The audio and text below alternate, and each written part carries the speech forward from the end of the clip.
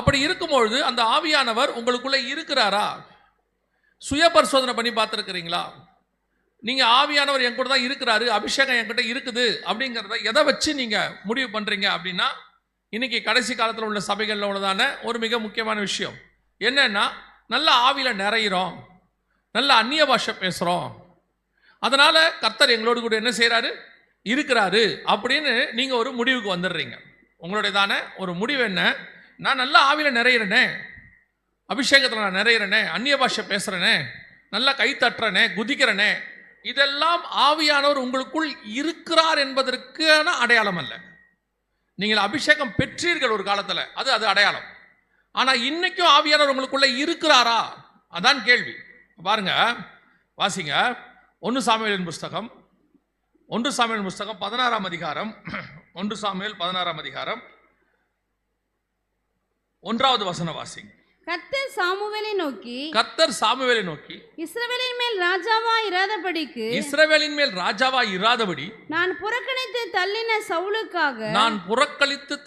சவுலுக்காக. இப்ப கர்த்தர் வேதம் சொல்லுது, கர்த்தர் சவுலை என்ன பண்ணிட்டாரு? புறக்கணித்து தள்ளிட்டார். அவர் தான் அபிஷேகம் பண்ணார் ராஜாவாக, அவர் தான் ராஜாவை அபிஷேகம் பண்ணார். ஆனா வேதம் சொல்லுது கர்த்தர் சவுலை புறக்கணித்து தள்ளினார். இப்ப கர்த்தர் தள்ளிட்டாரு, கர்த்தர் சவுலை என்ன பண்ணிட்டாரு? ராஜா வராதபடி தள்ளிட்டார். இது நடக்கிறது எங்க? 16ஆம் அதிகாரத்தில். 15ஆம் அதிகாரத்திலேயே அவர் சொல்றாரு, சாமுவேல் சொல்றாரு, உனக்கு பதிலாக வேறொருத்தரை கர்த்தர் கட்டளை இட்டார் அப்படின்னு சொல்றாரு. இப்படியெல்லாம் நடக்குது. ஆனா என்ன காரியம் நடக்குதுன்னு மட்டும் கவனிங்க. அதுக்கு தான் உங்களுக்கு சொல்றேன். அதே 16ஆம் அதிகாரம் 14வது வசன வாசிங்க. கர்த்தருடைய ஆவி சவுலை விட்டு நீங்கினார். கர்த்தரால் வரவிடப்பட்ட ஒரு பொல்லாத ஆவி அவனை கலங்க பண்ணி கொண்டிருந்தது. எப்போ ஆவியானவர் உங்களை விட்டு போகிறாரோ அடுத்து என்ன உள்ள வருது? பொல்லாத ஆவி வரும். பொல்லாத ஆவி உள்ள வந்துடும். இப்போ உங்க மேல இருக்கிறது கர்த்தருடைய ஆவியானவரா, பொல்லாத ஆவியா? எப்படி உங்களுக்கு தெரியும்? அதான் கேள்வி. உங்க மேல இருக்கிறது கர்த்தருடைய ஆவியா, பொல்லாத ஆவியா? இல்லைங்க, இப்போ நாங்கள் பரிசுத்தாவின் அபிஷேகம் தான் பெற்றிருக்கிறோம். உண்மை, பரிசுத்தாவின் அபிஷேகத்தை தான் பெற்றோம், கர்த்தரால் அபிஷேகம் பண்ணப்பட்டோம். கர்த்தர் தான் நம்மளை ராஜாவாக அபிஷேகம் பண்ணினார், ஆசாரியனாக அபிஷேகம் பண்ணினார். ஆனால் ஏதோ ஒரு இடத்தில் கர்த்தர் நம்மளை புறக்கணித்து தள்ளிட்டார். ஏதோ ஒரு இடத்துல அந்த அபிஷேகம் தாவீதை விட்டு போயிடுச்சு. அப்படி போன பிறகு இன்னும் அவனுக்குள்ள ஒரு ஆவி இருக்கத்தான் செய்கிறது. ஆனால் இப்போ இருக்கிறது பொல்லாத ஆவி.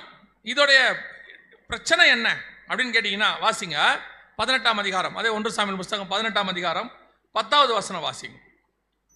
மறுநாளிலே தேவனால் விடப்பட்ட பொல்லாத ஆவி சவுலின் மேல் இறங்கிற்று. அவன் வீட்டிற்குள்ளே தீர்க்க தரிசனம் சொல்லிக் கொண்டிருந்தான். என்ன பண்ணிட்டு இருந்தான்? வீட்டுக்குள்ளே தீர்க்க தரிசனம் சொல்லிக் கொண்டிருந்தான். அதான் ரொம்ப இம்பார்ட்டன்ட். கர்த்தருடைய ஆவியானவர் போயிட்டாரு, பொல்லாத ஆவி வந்துடுச்சு. ஆனா உள்ள என்ன நடக்குது? தீர்க்க தரிசனம் ஓடிக்கிட்டு இருக்குது. அவன் வீட்டுக்குள்ளே தீர்க்க தரிசனம் சொல்லி கொண்டிருந்தான். இன்னைக்கு கடைசி காலத்தில் நீங்கள் யாரை கொண்டு தீர்க்க தரிசனம் உரைக்கிறீர்கள்? ஆண்டவர் தெளிவா சொல்றாரு. எசேக்கியேல் புஸ்தகத்தில், எரேமியால 2 இடத்துல சொல்றாரு, நான் அவர்களை அனுப்பாதிருந்தும் அவர்கள் பாகாலை கொண்டு தீர்க்க தரிசனம் உரைக்கிறார்கள் என் நாமத்தினாலே என்பார். இன்னைக்கு சபைகளிலே காணப்படுகிற கடைசி காலத்தில் பல ஊழியங்களிலும் சரி, சபைகளிலும் சரி, எந்த ஆவியினால் ஊழியம் நடத்தப்படுகிறது, எந்த ஆவியினால் சபை நடத்தப்படுகிறது? வீடுகளுக்குள்ளே தீர்க்க தரிசனம் உரைக்கப்படுகிறான். அவன் அழகா சொல்ற பாருங்க, அவன் தீர்க்க தரிசனம் சொல்லி கொண்டிருந்தான். உள்ள இருக்கிறது அசுத்த ஆவி. உட்காந்து சும்மா பாட்டு தீர்க்க தரிசனம் பேசிட்டே இருக்கிறான். கர்த்தருடைய நாமத்தில் பேசுவாங்க. இன்னைக்கு கடைசி காலத்தில் ஒரு சிலர் உட்காந்து பேசும்போது எனக்கு ரொம்ப ஆச்சரியப்படுற ஒரு விஷயம், தேவன் தீர்க்க தரிசனங்கிறத எதுக்கு வச்சிருக்கிறார் அப்படின்னா, கண்டித்து உணர்த்துறதுக்காக, பக்தி விருத்திக்காக. வசனம் சொல்லுது புதிய ஏற்பாட்டில் எபேசியர்ல, சபையின் பக்தி விருத்திக்கு ஏதுவாக சிலரை தீர்க்கதரிசிகளாக. தீர்க்க தரிசன ஊழியத்தினுடையதான மிக முக்கியமான வேலை என்ன? கண்டித்து உணர்த்துவது. ஆவியானவர் வரும்பொழுது பாவத்தை குறித்தும், நீதியை குறித்தும், நியாய தீர்ப்பை குறித்தும் கண்டித்து உணர்த்துவார். வரும் காரியங்களை குறித்து போதிப்பார். ஆனா இன்னைக்கு அந்த ஆவியானவர் உங்களுக்குள்ள இருக்கிறார்னா, அந்த ஆவியனால சொல்லும் பொழுது, அந்த தீர்க்க தரிசனம் சொல்லும் பொழுது ஆண்டவர் உட்கார்ந்து டெய்லி சும்மா பேசிட்டு இருப்பார். சிலர்லாம் பார்த்தீங்கன்னா எதுக்கு எடுத்தாலும் கர்த்தர் சொன்னார், கர்த்தர் இப்படி சொன்னார், கர்த்தர் அப்படி சொன்னார். இப்போ உங்க மேல இருக்கிறது கர்த்தருடைய ஆவியா, பிசாசின் ஆவியா? அதுதான் கேள்வி. இங்க வேதம் சொல்லுது, சவுல் வீட்டுக்குள் உட்கார்ந்து தீர்க்க தரிசனம் சொல்லி கொண்டிருந்தான். பல நேரங்களில் இப்போ ஒரு பெரிய ஆச்சரியம் என்னன்னு கேட்டீங்கன்னா, அவன் மேல இருக்கிறது அசுத்த ஆவிங்கிறது எல்லாருக்கும் தெரியுது, சவுலுக்கு மட்டும் தெரியாது. 16ஆம் அதிகாரம் 1 சாமுவேல் 16ஆம் அதிகாரம் 15வது வசனம் வாசிங்க. அப்பொழுது சவுலின் ஊழியக்காரர் அவனை நோக்கி, இதோ தேவனால் விடப்பட்ட ஒரு பொல்லாத ஆவி உம்மை கலங்க பண்ணுகிறது. தேவனால் விடப்பட்ட பொல்லாத ஆவி உம்மை கலங்க பண்ணினதே. அவனுக்கு தெரியுது, கூட இருக்கிறவனுக்கு தெரியுது. ஏன்? கர்த்தரால் விடப்பட்ட ஆவி சொல்ற தீர்க்க தரிசனத்துக்கும் பிசாசின் ஆவியினால் சொல்லப்படுற தீர்க்க தரிசனத்துக்கு டிஃபரன்ஸ் இருக்கு. பிசாசின் ஆவி இருந்தால் பார்க்கும் போதே தெரியும், அவனுடைய ஆக்டிவிட்டிஸ்ல தெரியும், அவன் செய்கிற ஊழியத்தில் தெரியும், அவனை பார்க்கும் போதே தெரியும். there is something wrong. சிலரெல்லாம் நீங்க இன்னைக்கு உள்ள காலகட்டத்தில் இந்த ஜென்சி அப்படின்னு சொல்றாங்க. இன்னைக்கு உள்ள வாலிபர்களுக்கு அனுபவமும் இல்லை, ஆவியில நடத்தப்படுறதும் இல்லை. சரி, ஆவியில நடத்தப்படுறவங்க சொல்றதை கேட்கறதும் இல்லை. என்னன்னா அவங்கள பொறுத்த வரைக்கும் மொபைல் ஃபோன் நல்லா ஆப்ரேட் பண்ண தெரியுது, அவங்கள பொறுத்த வரைக்கும் சாஃப்ட்வேர்ஸ் நல்லா தெரியுது. அதனால ஸ்பிரிச்சுவாலிட்டியில் இவங்களாம் பயங்கரமான ஆளுன்னு இவங்களுக்குள்ளே நினச்சிக்கிறாங்க. சிலரை நீங்கள் பின்பற்றும் பொழுது, அல்லது ஒரு சிலரை குறித்து மூத்த ஊழியக்காரர்களோ அல்லது ஆவியில நிரம்பி இருக்கிறவர்களோ எச்சரிக்கும் பொழுது அது உங்களுக்கு கடினமா இருக்குது, கடினமா இருக்கு. இன்னைக்கு உள்ளவங்களுக்கு இது தப்புப்பா, இந்த ஆக்டிவிட்டிஸ் பார்க்கும் போதே தப்பா தெரியுது. அவன் சவுல் வீட்டுக்குள்ள உட்காந்து தீர்க்க தரிசனம் சொல்றான். நல்லா கவனிச்சு பாருங்க, இந்த பிசாசு ஆவி பிடிச்சவன் அல்லது தேவனால் நடத்தப்படாதவன் ஜனங்களை வஞ்சிக்கிறதுக்கு யூஸ் பண்ற மிக முக்கியமான டூல் ப்ராஃபஸி. இன்னைக்கு கடைசி காலத்தை அதை தான் நீங்கள் கண்டு ஏமாறுகிறீர்கள். தயவு செய்து ரொம்ப கேர்ஃபுல்லா இருங்க. யார் தேவனால் நடத்தப்படுறாங்க, யார் பிசாசினால் நடத்தப்படுறாங்கன்றது உங்களுக்கு தெரியணும். அப்படி தெரியலையா, அப்படி யாராவது சொன்னாலாவது கேளுங்க. இன்னைக்கு சபைகளில் இருக்கிற பெரிய பிரச்சனை என்ன? ஊழியக்காரங்க எதையாவது சொன்னா அதை கேட்கிற மனப்பக்குவம் விசுவாசிக்கு இல்லை. ஏன்னா இது அறிவு பெருத்த காலம். உலக பிரகாரமும் அறிவு பெருத்திருக்கு, இங்க வசனத்திலையும் அறிவு பெருத்திருக்கு. வசனத்துல ஆவியானவரோட நடத்துதல் தான் இருக்கணும். இப்போ இவங்களுக்கு அறிவு பெருக்கும். என்ன அறிவு பெருக்கும்? நிறைய கமெண்ட்ரிஸ் படிக்கிறாங்க, நிறைய வீடியோஸ் பார்க்குறாங்க, ஷார்ட்ஸ் பார்க்குறாங்க. ஸ்பிரிச்சுவலாக தான் சொல்கிறேன், நிறைய பார்க்குறாங்க. எடுத்து பாருங்க. முந்தியெல்லாம் எங்களுக்கு, நான் இப்போ அது நல்லதுன்னு நான் நினைக்கிறேன், அது நல்லதுன்னு நினைக்கிறேன். எங்களுக்கு ஒரு ஊழியக்காரர் தான் இருந்தார், ஒரே ஒரு ஊழியக்காரர் இருந்தார், ஒரு சபை இருந்துச்சு. எல்லாத்துக்கும் எனக்கு அந்த ஊழியக்காரர் தான் சொல்லி கொடுத்தாங்க, அது நல்லா இருந்துச்சு. இப்போ நிறைய உட்காந்து யூடியூப்லையும் ஃபேஸ்புக்லையும் நிறைய பார்க்குறோம். ஆளாளுக்கு போதிக்கிறாங்க, நிறைய சொல்றாங்க. அது சரியாகவும் இருக்கு, தப்பாகவும் இருக்கு. ஆனால் அப்படி அறிவு பெருக்கும். அவர் அப்படி சொல்றாரு, இவர் இப்படி சொல்றாரு. அந்த ஊழியர், நான் ஒருத்தரோட பேசிட்டே இருப்பேன், அவர் அடிக்கடி மேற்கோள் காட்டுறது எதை காட்டுவார்னா, அமெரிக்காவில் இருக்க ஊழியக்கார பேரை, இவர் இப்படி சொன்னாரு ஜெகன், இவர் இப்படி சொன்னாரு பிரதர். வேதம் ஆவியானவர் என்ன சொன்னாருங்கிறத இப்ப கேள்வி. ஆவியானவர் என்ன காரணம்? அறிவு பெருக்கும். நிறைய புக்ஸ், கமெண்ட்ரிஸ். நான் என் பிள்ளைகிட்ட சொன்னேன், என் மகன்கிட்ட, அவனும் இந்த மாதிரி நிறைய படிக்கும் போது என்கிட்ட நிறைய கேட்பான். கேட்கும் போது சொல்வேன், நான் ஒரு பீரியட்ல உன்னை விட நிறைய புக்கு படித்தேன். கிட்டத்தட்ட 72 கிலோக்கு புக்கு வச்சிருந்தேன், 72 கிலோக்கு புக்கு வச்சிருந்தேன், வெறும் ஸ்பிரிச்சுவல் புக்ஸ் மட்டுமே. இப்போ எல்லாம் லைப்ரரியில் இருக்கு, அலமாரியில் இருக்கு. இப்போ சொன்னேன், வேதத்தை தவிர படிக்கிறதுக்கு வேற ஒண்ணுமே இல்லை. எல்லா கமெண்ட்ரியும் நான் தப்புன்னு சொல்லலை, அது அவங்களுக்கு கொடுத்த வெளிப்பாடு. அது தப்பா இருக்கலாம், சரியா இருக்கலாம், ஆனால் இது ஆவியானவர் கொடுத்த வெளிப்பாடு. இது தப்பா இருக்க வாய்ப்பே இல்லை. ஒரு இடத்தில் உங்களுக்கு தெரியும், நீங்கள் ஒரு ட்ரைனஸ்க்கு வருவீங்க, ஒரு ஃபெடப் ஆவீங்க, நிறைய கேட்டு கேட்டு கேட்டு கேட்டு அட போங்கடா அப்படின்ற ஒரு முடிவுக்கு வருவீங்க. ஆளாளுக்கு ஒன்று சொல்றீங்க, ஒன்னொன்னு நடக்குது. அப்படிதான் அந்த அளப்புண்டு தெரியறது. இப்படி நிறைய பார்க்க பார்க்க பார்க்க நமக்கு ஒரு விதமான ஆவில தொய்வு வரும், ஒரு டயர்ட்னஸ் வரும். நான் சொல்றேன், பரிசுத்தாவியை பெற்ற அந்த ஆவில நிரம்பி இருந்தீங்கன்னா, அந்த அபிஷேகத்துக்குள்ள இருந்தீங்கன்னா, வேற எதை பத்தியுமே நீங்க கவலைப்பட மாட்டீங்க. இன்னைக்கு இந்த அறிவு பெருக்க காலமா இருக்கிறதுனால இந்த ஜென்சி, இப்ப இருக்கக்கூடிய ஜெனரேஷன்ஸ், இவங்களுக்கு கொஞ்சம் அட்ராக்ஷனா பேசினா அல்லது கொஞ்சம் ஆடம்பரமா இருந்தா அல்லது கொஞ்சம் என்டர்டெயின் பண்ணா உடனடியாக இவங்க அட்ராக்ட் ஆகிடுறாங்க. இந்த விட்டில் பூச்சி லைட்டு கிட்ட போய் நிற்கும் பாருங்க, ஒரு நாள் தான் அதுக்கு என்ன இருக்கும், உயிர் இருக்கும், மறுநாள் செத்து போயிடும். அந்த மாதிரி ஒரு ஷார்ட் டைம் ஒரு ஆவிக்குரிய காரியம் உடனே போய் அப்படியே பிடிச்சி ஆவியில் அப்படியே ஒரு களி கூறுற மாதிரி நினச்சிக்கிட்டு அப்படியே போய் மொய்க்கிறது. முடிவு என்ன, நமக்கு தெரியுது இந்த இந்த இந்த ரூட்டு ராங்கா போகுது. நல்லா கவனிங்க, ஒரு கண்ட்ரோலில் ஓடுற வண்டிக்கும் பிரேக் இல்லாமல் ஓடுற வண்டிக்கும் என்ன தெரியும், ரெண்டும் ஸ்பீடாக போகும், ஆனால் வித்தியாசம் நல்லா தெரியும், கன்ஃபார்மாக தெரியும். அது யாருக்கு தெரியுதோ இல்லையோ ஒரு டிரைவருக்கு நல்லா தெரியும். தூரத்தில் பார்க்குற டிரைவர் கன்ஃபார்மாக சொல்லுவார் வண்டி என்னவா இருக்கு, ஏதோ அந்த வண்டியில் மிஸ்டேக் இருக்கு.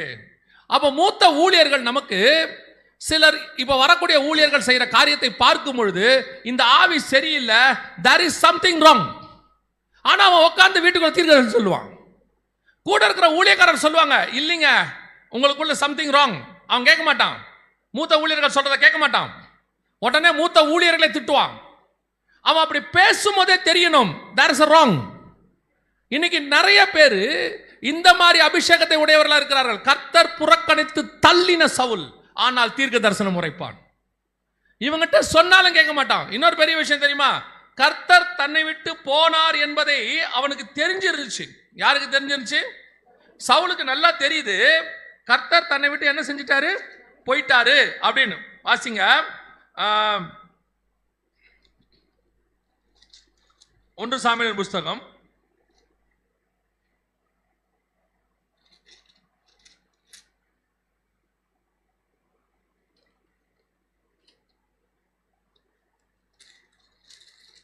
18ஆம் அதிகாரம் நினைக்கிறேன், 18ஆம் அதிகாரம்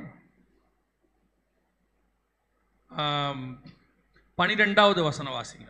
கர்த்தர் தாவீதோடு கூட இருக்கிறார் என்றும், கர்த்தர் தாவீதோடு கூட இருக்கிறார் என்றும், தன்னை விட்டு விலகி போனார் என்றும், தன்னை விட்டு விலகி போனார் என்றும் சவுல் கண்டு தாவீதுக்கு பயந்து. யாருக்கு பயந்து, கர்த்தர் போனா யாருக்கு பயப்படணும், கர்த்தர் தன்னை விட்டு போனா அவன் யாருக்கு பயப்படணும்,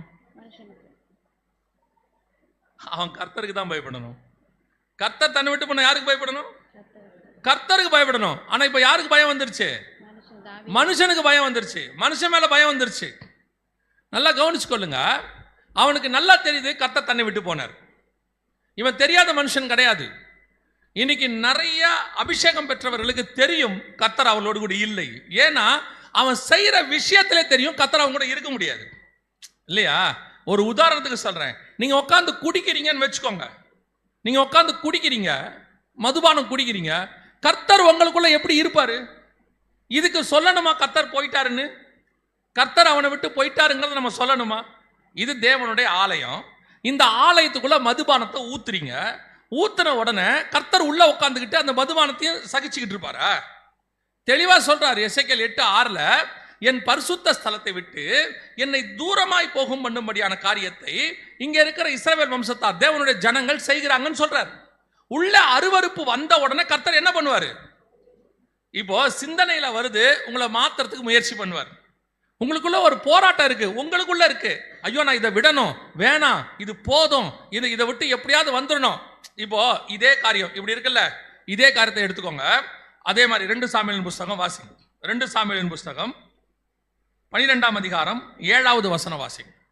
2 சாமுவேல் 12:7 வாசிங்க. அப்பொழுது நாத்தான் தாவீதை நோக்கி, நீயே அந்த மனுஷன், இஸ்ரவேலின் தேவனாகிய கர்த்தர் சொல்லுகிறது என்னவென்றால், நான் உன்னை இஸ்ரவேலின் மேல் ராஜாவாக அபிஷேகம் பண்ணி உன்னை சவுலின் கைக்கு தப்புவித்து உன் ஆண்டவனுடைய வீட்டை உனக்கு கொடுத்து உன் ஆண்டவனுடைய ஸ்திரீகளையும் உன் மடியிலே தந்து இஸ்ரவேல் வம்சத்தையும் யூதா வம்சத்தையும் உனக்கு கையளித்தேன்.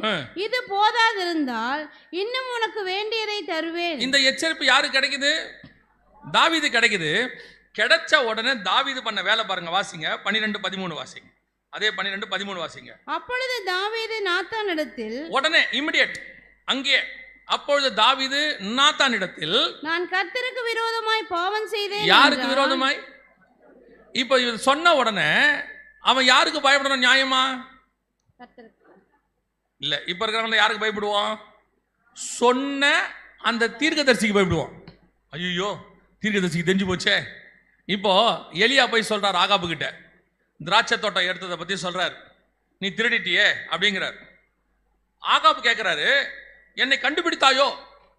அவனுக்கு என்ன இல்லை, இப்போ பயம் இல்லை, அவனுக்கு பயம் இல்லை, கண்டுபிடித்தாயோ அப்படிங்கிறான். இப்ப நல்லா கவனிச்சுக்கொள்ளுங்க, இந்த ராஜாக்களுக்குள்ள வித்தியாசத்தை பாருங்க. சவுல் ஒரு அபிஷேகம் பண்ணப்பட்ட ராஜா, தாவீது ஒரு அபிஷேகம் பண்ணப்பட்ட ராஜா. ஆகாபை கர்த்தர் தான் இஸ்ரவேலுக்கு ராஜாவாக்கி இருக்கிறார். ஏன்னா அவர் தான் ராஜாக்களை தள்ளி ராஜாக்களை உருவாக்குறவர். இவங்கிட்ட போய் ஒரு குற்றத்தை சொல்லி சாமுவேல் சொன்னா, வசனம் சொல்லுது, சவுல் அந்த குற்றத்துக்கு மனஸ்தாபப்படவே இல்லை. அந்த குற்றத்தை அவன் என்ன செய்யறான், அக்செப்ட் பண்ணிக்கிறான். ஆமா, ஆடு மாடெல்லாம் இருந்துச்சு, உங்களுடைய ஜனங்கள் எடுத்துக்கிட்டாங்க, ஜனங்களுக்கு தேவனுக்கு நடுவில் இதை உண்டாக்குறான். அது மட்டுமல்ல, அடுத்து நீங்க பாத்தீங்கன்னு சொன்னா, அவனுக்கு ஆவி, பரிசுத்தாவி போய், அதாவது அபிஷேகம் போய் பொல்லாத ஆவி வந்துருச்சுங்கிறது அவனுக்கும் தெரியுது, கூட இருக்கிறவனுக்கும் தெரியுது. கூட இருக்கிறவன் சொல்றான், இல்லப்பா உள்ள இருக்கிறது தப்பான ஆவியா இருக்கே அப்படிங்கிறான். அவன் தீர்க்க தரிசனம் சொல்லிக்கிட்டு இருக்கான், உட்காந்து என்ன பண்றான், தீர்க்க தரிசனம் சொல்லிக்கிட்டு இருக்கிறான். இப்போ யோசிச்சு பாருங்க, இதே இடத்துல தாவீது வரும்பொழுது தாவீது சொல்றான், நானே அந்த மனுஷன், நான் தான் அவன், நான் கர்த்தருக்கு விரோதமாய் பாவம் செய்தேன். இதை விட இன்னொன்னு இருக்கு, அப்படியே வாசிங்க. 51ஆம் சங்கீதம், 51வது சங்கீதம் 11வது வசனத்தை வாசிங்க. உமது சமூகத்தை விட்டு என்னை தள்ளாமலும், உமது சமூகத்தை விட்டு என்னை தள்ளாமலும், உமது பரிசுத்த ஆவியை என்னிடத்திலிருந்து எடுத்துக்கொள்ளாமலும் இரும். இது அந்த சங்கீதத்தோட தலைப்பை வாசிங்க. பத்சேபாளிடத்தில் தாவீது பாவத்திற்குட்பட்ட பின்பு நாத்தான் தீர்க்கதரிசி அவனிடத்தில் வந்து அவன் பாவத்தை உணர்த்தின போது பாடி அந்த இடத்துல நடந்திருக்கு. இப்ப நீங்க வாசிச்சீங்களே 2 சாமுவேல் புஸ்தகம் 12ஆம் அதிகாரத்துல வாசிச்சீங்களே, நாத்தான் வந்து உணர்த்தின போது அவன் நாத்தான் கிட்ட சொல்றான், கர்த்தருக்கு விரோதமாய் பாவம் செய்தேன்னு சொல்லிட்டு இமிடியேட்டா கர்த்தர் சமூகத்துக்கு போய் ஆண்டவர்ட்ட ஒப்பு கொடுத்து பாடுறான். அதான் தலைப்பு சொல்லுது, அதை உணர்த்தின போது தாவீது பாடின சங்கீதம். அப்ப யோசிச்சு பாருங்க, இமிடியேட்டா போயிட்டான். 2 நாள் கழிச்சு போல, 3 நாள் கழிச்சு போல, இவன் என்ன பத்தி இப்படி சொல்றான், இவன் எப்படி என்னை பத்தி இப்படி பேசலாம் அப்படின்லாம் இல்லை, வந்த உடனே. அதான் நான் எப்பவும் எனக்கு ஆண்டவர் சொன்ன நான் உங்களுக்கு சொல்றேன், நம்முடைய வாழ்க்கையில தவறுகள் வரும், பலகீனங்கள் வரும். ஏதோ ஒரு இடத்துல கர்த்தர் உணர்த்துவார், ஏதோ ஒரு இடத்துல கர்த்தர் என்ன பண்ணுவார், உங்களுக்கு உணர்த்துவார். இம்மிடியேட்டாக உணர்த்துகிறவனை கடிந்து கொண்டு, நீ அவன் எலியா வந்து சொன்ன உடனே என்னை கண்டுபிடித்தாயோ, அவன் மேலே கோவப்பட்டு, அல்லது சவுல் சொன்ன உடனே அதை பத்தி கொஞ்சம் கூட கவலைப்படாம அவன் பாட்டு உட்காந்து மினிஸ்ட்ரி நடந்துகிட்டே இருக்குது. இங்க குறை இருக்கு, யாரும் குறை இல்லைன்னு சொல்லல, கர்த்தர் உணர்த்துறார், யாரோ வச்சு உணர்த்துவார், பெரியவங்களை வச்சு உணர்த்துவார், ஏன் ஆவியில உணர்த்துவார், ஏதோ ஒரு தீர்க்கதரிசி வச்சு உணர்த்துவார், ஏதோ ஒரு இடத்துல சொல்றார். அதை ஏற்றுக்கொள்ளுகிற மனப்பக்குவம் வருதா, அதை அக்செப்ட் பண்ணி கொண்டு, ஆமா தப்பு, நான் பண்ணது தப்பு தான் அப்படின்னு சொல்லி, சரி மனுஷங்கிட்ட சொல்ல வேண்டாம், கர்த்தருக்கு. தாவீது சொல்ற 51ஆம் சங்கீதத்துல சில நேரத்துல அந்த உணர்த்துக்கிற மனுஷங்கிட்ட போய் ஏத்துக்கொள்றதுக்கு நமக்கு என்ன வராது, கொஞ்சம் மனசு கஷ்டமா இருக்கும். தேவன்கிட்ட போய் தாவீது எக்ஸ்ட்ரீம், அவன் விழுந்துட்டான் காதுல, நாத்தாமேல் காலிலே விழுந்துட்டான். ஆமா கர்த்தருக்கு விரோதமாய் நான் பாவம் செய்தேன். நேரா போய் தேவ சமூகத்தில் உட்கார்றான், ஆண்டவரே தயவு செஞ்சு உங்க ஆவியை என்னை விட்டு எடுத்துறாதீங்க. இதுதான் அபிஷேகத்தை தக்க வைத்துக் கொள்ளுதல், இதுதான் அபிஷேகத்தை பாதுகாத்தல்.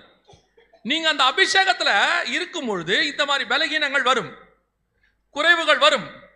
வரும்பொழுது அந்த அபிஷேகத்தை தக்க வைத்துக் கொள்ளுகிறீர்களா, அந்த உணர்த்துதலுக்கு செவி சாய்க்கிறீர்களா? நான் ஒரு சிலர்லாம் பார்க்கிறேன், செஞ்சது தப்பு, ஆனா அதுல அவங்களுக்கு ஒரு திமிர் இருக்கும். என்ன பண்ண, அப்படி நான் என்ன பண்ணிட்டேன், அடுத்து கேட்பான், யாரும் பண்ணாததை நான் பண்ணிட்டேனா, எல்லாரும் பண்றதுதான் நான் பண்ணேன், எல்லாரும் பண்றது நீ பண்ணப்பா, ஆனா எல்லாரும் அபிஷேகம் பெற்றவன் இல்ல, நீ அபிஷேகம் பெற்றவன். எல்லாரும் அழைக்கப்பட்டவன் அல்ல, நீ அழைக்கப்பட்டவன். எல்லார் மேலே தரிசனம் இருக்குமா தெரியாது, ஆனால் உண்மையில் தரிசனம் இருக்கிறது. எல்லாரும் வேறு பிரிக்கப்பட்டவங்களா தெரியாது, நீ வேறு பிரிக்கப்பட்டவன். கர்த்தர் உன்னை ஒரு மிக முக்கியமான விஷயத்துக்கு கூப்பிட்டு இருக்கிறாரு. நீ உன்னை எல்லாரோட கம்பேர் பண்ணினா எல்லாருக்கும் கொடுக்குற ஆசீர்வாதம் தான் உனக்கு வரும், ஆனால் உனக்குன்னு வச்ச விசேஷித்த ஆசீர்வாதம் வராது. இன்னைக்கு சவுலின் ராஜ்யபாரம் இல்லாமல் போயிருச்சு, அவன் தலைமுறைக்கு இல்லாமல் போயிருச்சு, ஆகாபின் ராஜ்யபாரம் இல்லாமல் போயிருச்சு, ஆனால் தாவீதின் ராஜ்யபாரம் நிலை நின்றது. ஆண்டவர் சொல்றார், நிலை நிற்க பண்ணுவேன். உங்க மேல இருக்கிற அபிஷேகத்தையும் உங்களுக்குள்ள இருக்கிற ஊழியத்தையும் தரிசனத்தையும் தக்க வச்சு கொள்றதுக்கு இதான் ரொம்ப இம்பார்ட்டன்ட். கர்த்தர் உணர்த்துவார், கர்த்தர் சொல்லுவார். அப்படி சொல்லும்பொழுது உங்களுக்குள்ளே அந்த உணர்வு வர வேண்டும். ஆமா நான் பண்ணிட்டேன். சில நேரத்தில் உங்களால் மனுஷங்கிட்ட கேட்க வேண்டியிருக்கா, கேளுங்க. இல்லையா பரவாயில்ல, முடியலையா, அவங்ககிட்ட போய் கேட்கறதுக்கு ரொம்ப இதுவா இருக்கா, ஒரு நாள் உங்களை கத்தர் அவங்ககிட்ட போய் ஒப்புரவாக்கத்துக்கு வைப்பார். ஒரு நாள் நம்ம சாரி கேட்க வைப்பார் ஒரு இடத்துல. அது இருந்துட்டு போட்டோம். தேவன்கிட்ட போய் முதல்ல ஒப்புரவாக்குங்க. அதான் வசனம் சொல்லும் லூக்கா 13ல், உமக்கு விரோதமாயும் தேவனுக்கு விரோதமாயும் பாவம் செய்தேன், பரத்துக்கு விரோதமாயும் உமக்கு விரோதமாயும் பாவம் செய்தேன். இன்னைக்கு நாம போய் அந்த ஒப்புரவாகுதல் உணர்த்தப்படும் பொழுது, அப்போ உங்களுக்குள்ள இருக்கிற அந்த அபிஷேகத்தை நீங்கள் செக் பண்ணி பார்க்கணும். நீங்கள் அபிஷேகம் பெற்றவர்கள். இப்போ ஒருத்தன் வரான், பவுலுக்கிட்ட வராரு. அவன் பேர் வந்து பரியேசுன்னு இருக்கு. அவன் பேர் என்ன? பரியேசு. அப்போஸ்தலர் நடவடிக்கைகள் இருக்குது. பரியேசு வராரு. வந்த உடனே பரியேசு அப்படிங்கிற வார்த்தைக்கு என்ன அர்த்தம்னு கேட்டீங்கன்னா, இயேசுவின் மகன் அப்படின்னு அர்த்தம். பர் இயேசு, இயேசுனா ஆண்டவர் பேரு, பர் அப்படின்னு சொன்னா மகன், இயேசுவின் மகன் அப்படின்னு அர்த்தம். ஆனால் அவன் யாருன்னு பார்த்தீங்கன்னா, உள்ளுக்குள்ள பிசாசின் ஆவி, அந்தி கிறிஸ்துவின் ஆவியை உடையவன். ஏன்னா அந்தி கிறிஸ்துவ தான் 2 தெசலோனிக்கேயர் 2:3 கேட்டின் மகன் அப்படின்னு சொல்லும்.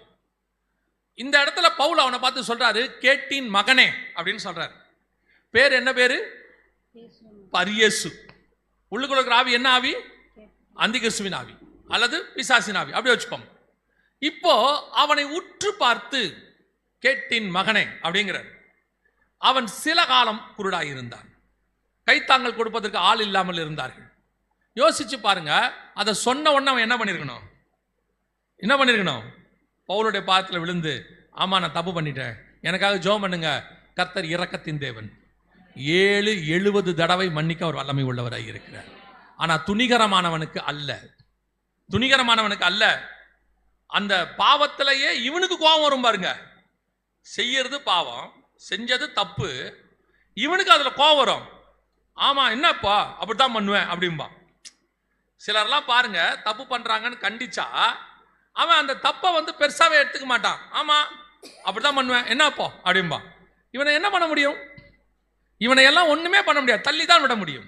இவனை அதுக்கப்புறம் கர்த்தரால் பயன்படுத்த முடியாது. அவன் மேல இருக்கிற அபிஷேகத்துக்கு மரியாதை கிடையாது. ஏன்னா ஆவியானவர் கிடையாது, அவனை விட்டு போயிட்டாரு. வேதம் சொல்லுது, பரிசுத்த ஆவி அல்லது கர்த்தருடைய ஆவி சவுலை விட்டு போனார்னா அடுத்து என்ன வரும்?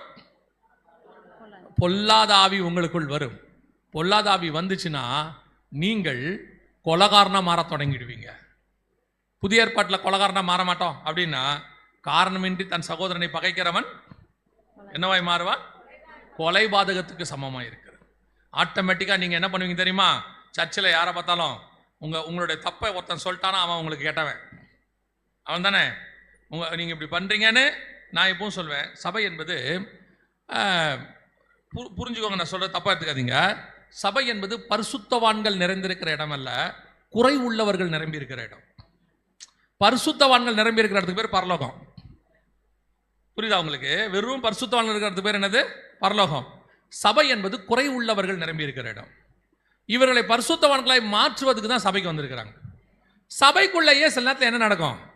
பிரச்சனைகள் வரும், தப்புகள் நடக்கும். அப்போ நீங்கள் என்ன செய்யலாம்னா, இது வந்து வசனத்தின்படி நான் சொல்கிறேன். அப்போ நீங்கள் என்ன செய்யலாம்னா, அந்த பர்டிகுலர் பர்சனை கூப்பிட்டு என்ன பண்ணலாம்? எச்சரிப்பு கொடுக்கலாம். இல்லை இந்த மாதிரி நடக்குது பார்த்துக்குங்க, இப்படி கேள்விப்படுறோம், இல்லை நான் பார்த்தேன், இல்லை கேட்டேன் அப்படின்னு சொல்லலாம். சொன்ன உடனே அதுக்கப்புறம் அவன் கேட்குறானா இல்லையாங்கிறது அவனுக்கும் தேவனுக்கும் உள்ளது. இப்போ சவுலை பார்த்து ஊழியக்காரங்க சொன்னாங்க, பொல்லாத ஆவி உங்ககிட்ட இருக்குன்னு. அதை ஏற்றுக்கொண்டு அதை போகிறதுக்கு முயற்சி செய்ய வேண்டியது யாருடைய வேலை? சவுலுடைய வேலை.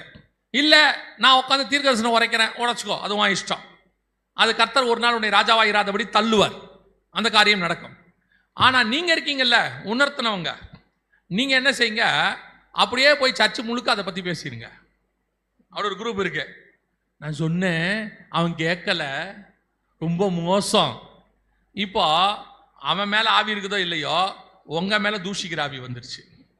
உங்கள் மேலே என்ன வந்துருச்சு? இயேசு சொல்றாரு, ஒரே வாயிலிருந்து 2 ஊற்று புறப்படாது. சபைக்குள்ள ஒருத்தன் தப்பு பண்றான் அல்லது குறைவுள்ளவனா இருக்கிறான்னா அவனை கூப்பிட்டு கண்டிங்க, தனிப்பட்ட முறையில் சொல்லுங்க. இல்லை 2 பேர் 3 பேர் போய் என்ன செய்யுங்க, சொல்லுங்க. இல்லைன்னா என்ன செய்யணுங்கிறார் பவுல்? ஆண்டோட்ட ஒப்படைச்சிருங்கன்ட்டாரு. அவனை என்ன பண்ணிருங்க? ஆண்டோட்ட ஒப்படைச்சிருங்க. ஒருவேளை நீங்கள் அப்படி சொல்லும் பொழுது அந்த கேட்கறான்ல ஒருத்தன், அந்த குற்றம் தப்பு பண்ணவன் இருக்கான்ல, அதில் நம்மன்னு வச்சுக்கோங்க. இப்போ நம்மகிட்ட ஒருத்தர் வந்து குற்றப்படுத்துறாங்க, நம்மகிட்ட ஒரு தப்பு இருக்குது உணர்த்துறாங்க. அதை கேட்கும்போது உங்களுக்கு அவன் சொன்னதை கேட்டு ஆமாம் நான் தப்பு பண்ணிட்டேன் இனி பண்ண மாட்டேன்ற இருதயத்தில் எண்ணம் வந்து ஆண்டவர்கிட்ட போய் ஒப்புரவாயிட்டா தாவீது. ஒப்புரவாயிட்டா தாவீது.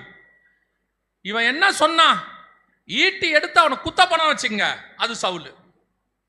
எனக்கு ரொம்ப ஆச்சரியப்பட்டது என்னன்னா, சவுல் இப்படி பண்ண உடனே தாவீதும் சாமுவேலுடைய நிலைமையை பாருங்களேன். வாசிங்க 1 சாமுவேலின் புஸ்தகம் 18வது வசனம் வாசிங்க. 19, 18 வாசிங்க. 1 சாமுவேல் 19, 18. தாவீது தப்பி ராமாவில் இருந்த சாமுவேலிடத்திற்கு போய் சவுல் தனக்கு செய்ததை எல்லாவற்றையும் அவனுக்கு அறிவித்தான். பின்பு அவனும் சாமுவேலும் போய் நாயோதிலே தங்கி இருந்தார்கள். யார் யாரு பிரச்சனை? இப்ப யார் யாருக்கு சாமுவேல் பிரச்சனை? யார் யாருக்கு? தாவீதுக்கும். இத போய் அவர் என்ன பண்றாரு? சாமுவேல்கிட்ட சொல்றாரு. சொன்னா சாமுவேலும் தாவீதும் போய் எங்க இருக்கிறாங்க? நாயோதியில போய் தங்கி இருந்தார்கள். இப்போ பயம் யார் மேல? சவுல் மேல. தாவீதுக்கு மட்டும் இல்ல, யாருக்கு இருக்குது? சாமுவேலுக்கு இருக்குது. இந்த வசனத்தை படிக்கும் போது ஆண்டவர் எனக்கு உணர்த்தினாரு, ஒரு ஊழியக்காரனோ ஒரு சபையோ அல்லது ஒரு அபிஷேகம் பெற்றவனோ உன்னிடத்தில் சந்தோஷமா இருக்க முடியல, பயந்து தங்கறானா, உனக்கு கஷ்டம். ஒரு இடத்துல உனக்கு அந்த இடத்துல கஷ்டம். கர்த்தரால் அபிஷேகம் பண்ணப்பட்டவன் உங்ககிட்ட சந்தோஷமா தான் இருக்கணும். உங்ககிட்ட இருக்கும்போது அவன் பயந்து பயந்து இருக்கிறானா, there is something wrong, உனக்கு ப்ராப்ளம். இங்க மட்டும் இல்லை, இங்க பாருங்க, கர்த்தர் வந்து என்ன செய்வாரு? நான் புறக்கணித்து தள்ளின சவுலுக்காக நீ எப்போது எந்த மட்டும் துக்கித்து கொண்டிருப்பாய் அப்படின்னு சொல்லி நீ போய் என்ன பண்ணு? சாமுவேல்கிட்ட சொல்றார், போய் நீ அவனை என்ன செய்ய? அபிஷேகம் பண்ணு. 2வது வசனம் 16:2 வாசிங்க. அதற்கு சாமுவேல், நான் எப்படி போவேன்? சவுல் இதை கேள்விப்பட்டால் என்னை கொன்று போடுவானே. அப்ப சவுல் மேல பயம் ஆரம்பத்துல இருந்தே இருக்குது. யாருக்கு? ஆமா, இந்த சவுல அபிஷேகம் பண்ணது யாரு? இதான் நிலைமை ஊழியக்காரனுக்கு. கர்த்தரால் அபிஷேகம் பண்ணப்பட்ட சவுல யார் பண்ணது? சாமுவேல் தான் அபிஷேகம் பண்றாரு.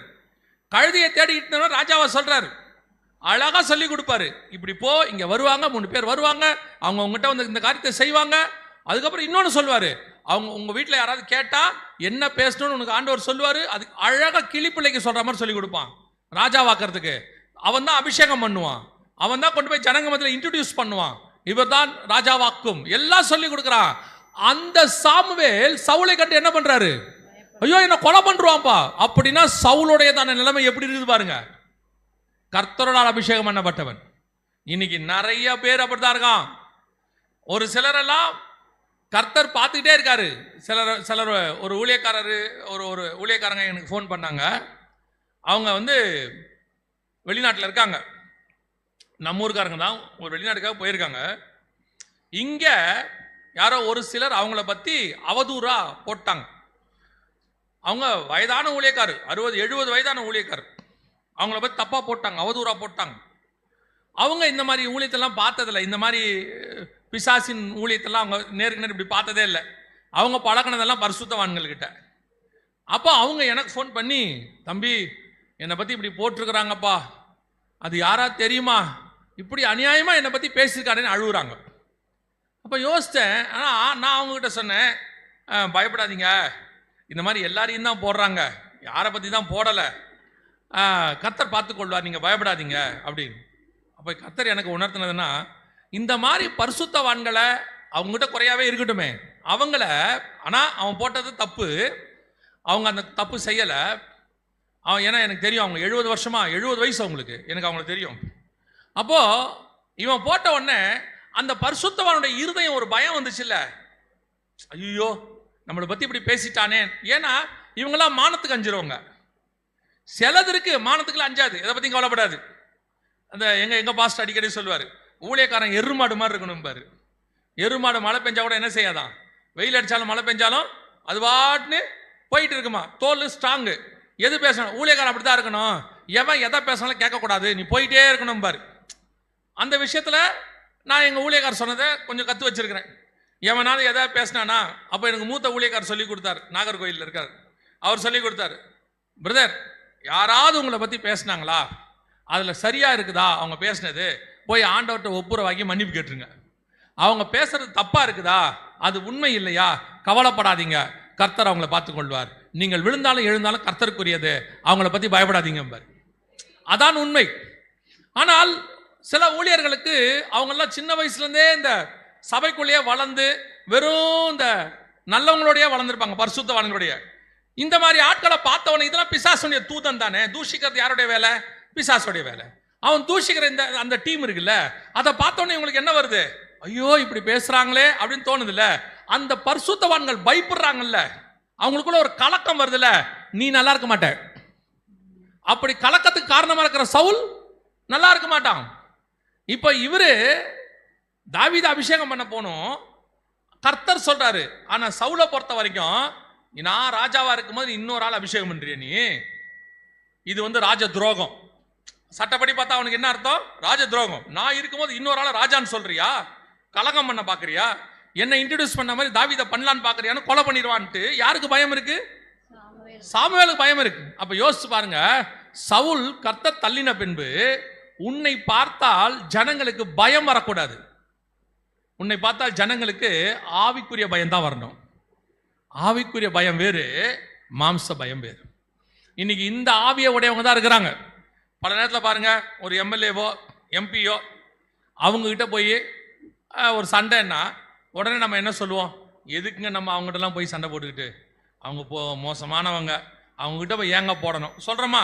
இது என்ன பயம்? மாம்ச பயம். அதே நேரத்தில் ஒரு ஊழியக்காரர், ஒரு பரிசுத்தவான், அவர்கிட்ட போய் நிற்கணும், அவர்கிட்ட போய் பேசுறதுக்கு இப்போ நம்ம என்ன சொல்லுவோம் தெரியுமா? ஏன் அவர்கிட்ட போய் நிற்கணும், அந்த பரிசுத்தவான்கள் ஏன் வாயில் நிற்கிறீங்க, அவங்க சொன்னால் அது அப்படியே நடக்கும் அப்படிங்கிறோம்ல. இந்த ரெண்டு பயத்துக்கு டிஃபரன்ஸ் இருக்குல்ல, ஸ்பிரிச்சுவல் பயம், மாம்ச பயம். உங்க மேல ஸ்பிரிச்சுவல் பயம் தான் வரணும், எது வரக்கூடாது? மாம்ச பயம் வரக்கூடாது. இன்னைக்கு என்ன நடக்குது? சவுலோட அபிஷேகம் பெற்றவர்கள் இருக்கிறாங்க, ஒரு கூட்டம் போகுது, அவன் பிசாசு பிடிச்சிருக்கான்னு தெரியுது. அப்படிப்பட்ட அந்த அபிஷேகம் பெற்றவன் மேல ஒரு பிசாசினுடைய அந்த ஒரு ஆவி இறங்கி இருக்குது. அவன் தீர்க்க தரிசனம் சொல்றான், அவனுக்கு பின்னாடி ஒரு பெரிய கிரவுட் இருக்குது. ஆனால் சாமுவேலும் தாவீதும் என்னவா இருக்கிறாங்க, அவனை பார்த்து பயப்படுறாங்க, ஓடி போய் பயப்படுறாங்க. இதுதான் அபிஷேகம் போயிட்டு பிசாசின் அபிஷேகம் வந்துடுச்சுன்னா இதான் நடக்கும். இப்ப பாருங்க, தாவீது தப்பு பண்றாரு, தைரியமா போய் யார் சொல்றது? நான் தான் தீர்க்கதரிசி சொல்றாரு, நீ பண்ண தப்பியா, நீ இப்படி பண்ண முடியாதியா, தைரியமா சொல்றாரு பாருங்க. உடனடியாக தாவீதும் மனம் திரும்புகிறார். அவ்வளவுதான். இதுதான் கர்த்தர் உங்கள் அபிஷேகத்தை பற்றி கொண்டிரு, உனக்குள்ளதை என்ன செய்ய பற்றி கொண்டிரு. கடிந்து கொள்றாங்களா, அவங்க சொல்றதுல ஏதாவது தப்பு இருக்குதா, திருத்தி கொள்ளுங்க. இல்ல தப்பு இல்லையா, கவலைப்படாதீங்க. எவன் எதை பேசுறத பத்தி கவலைப்படாதீங்க, தூக்கி போட்டு போயிட்டே இருங்க. அதே வேளையில நீங்கள் உங்கள் அபிஷேகத்தை பத்திரமா பார்த்துக் கொள்ளுங்க. உங்கள் அபிஷேகத்துக்கு உங்களுக்குள்ள ஆவியானவர் இருக்கிறாரான்னு பாருங்க. பல நேரத்தில் கர்த்தருடைய பொல்லாத ஆவி தீர்க்கதரிசனம் வரைக்குது, இந்த மாதிரி அபிஷேகம் போயிடுச்சு. ரெண்டாவது, இதே மாதிரி இன்னொரு ஆள் இருக்கிறான் பைபிள்ல, வாசிங்க. அப்போஸ்தலர் நடபடிகள் 1ஆம் அதிகாரம், அப்போஸ்தலர் நடபடிகள் 1ஆம் அதிகாரம் 27வது வசனம் வாசி.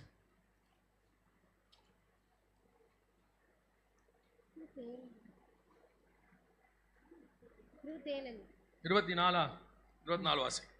எல்லாருடைய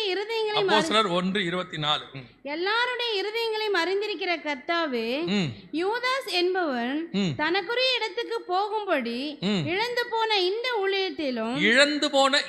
ஊழியத்திலும் இந்த அப்போஸ்தல பட்டத்திலும் பங்கு பெறுவதற்காக. நல்லா கவனிங்க, இது என்னவாயிடுச்சான்?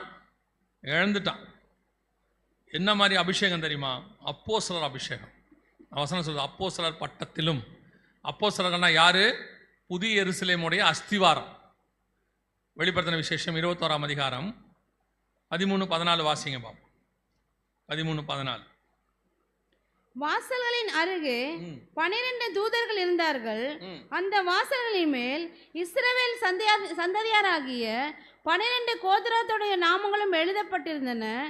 நகரத்தின் மதிலுக்கு 12 அஸ்திபார கற்கள் இருந்தன. அவைகள் மேல் ஆட்டுக்குட்டியானுடைய 12 அப்போஸ்தலரின் 12 நாமங்களும் பதிந்திருந்தன. 12 நாமங்களும் பதிந்திருந்தன. அப்ப இந்த 12 நாமத்துல ஒரு நாமம் யார் தான் இருந்திருக்கணும்? யூதாஸ் தாக இருந்திருக்கணும். வரப்போற புதிய எருசலேமுடைய அஸ்திவார கல்லுல 12 அப்போஸ்தலர் நாமம் இருக்குது. அந்த 12 நாமத்துல ஒரு நாமம் யூதாஸாக இருந்திருக்கணும். அதைத்தான் 1:24 சொல்றாரு, அவன் இழந்து போன அப்போஸ்தலர் பட்டத்திலும்.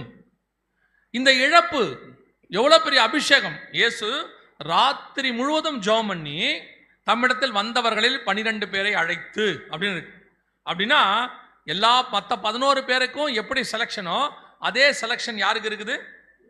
யூதாஸ்க்கு இருக்குது. ஆனா வசனம் சொல்லுது, யூதாஸ் தனக்குள்ளதை இழந்து போனான். இழந்து போன பட்டம் அப்படின்னா எவ்வளவு பெரிய விசேஷித்த அபிஷேகம், எப்பேற்பட்ட அபிஷேகம்!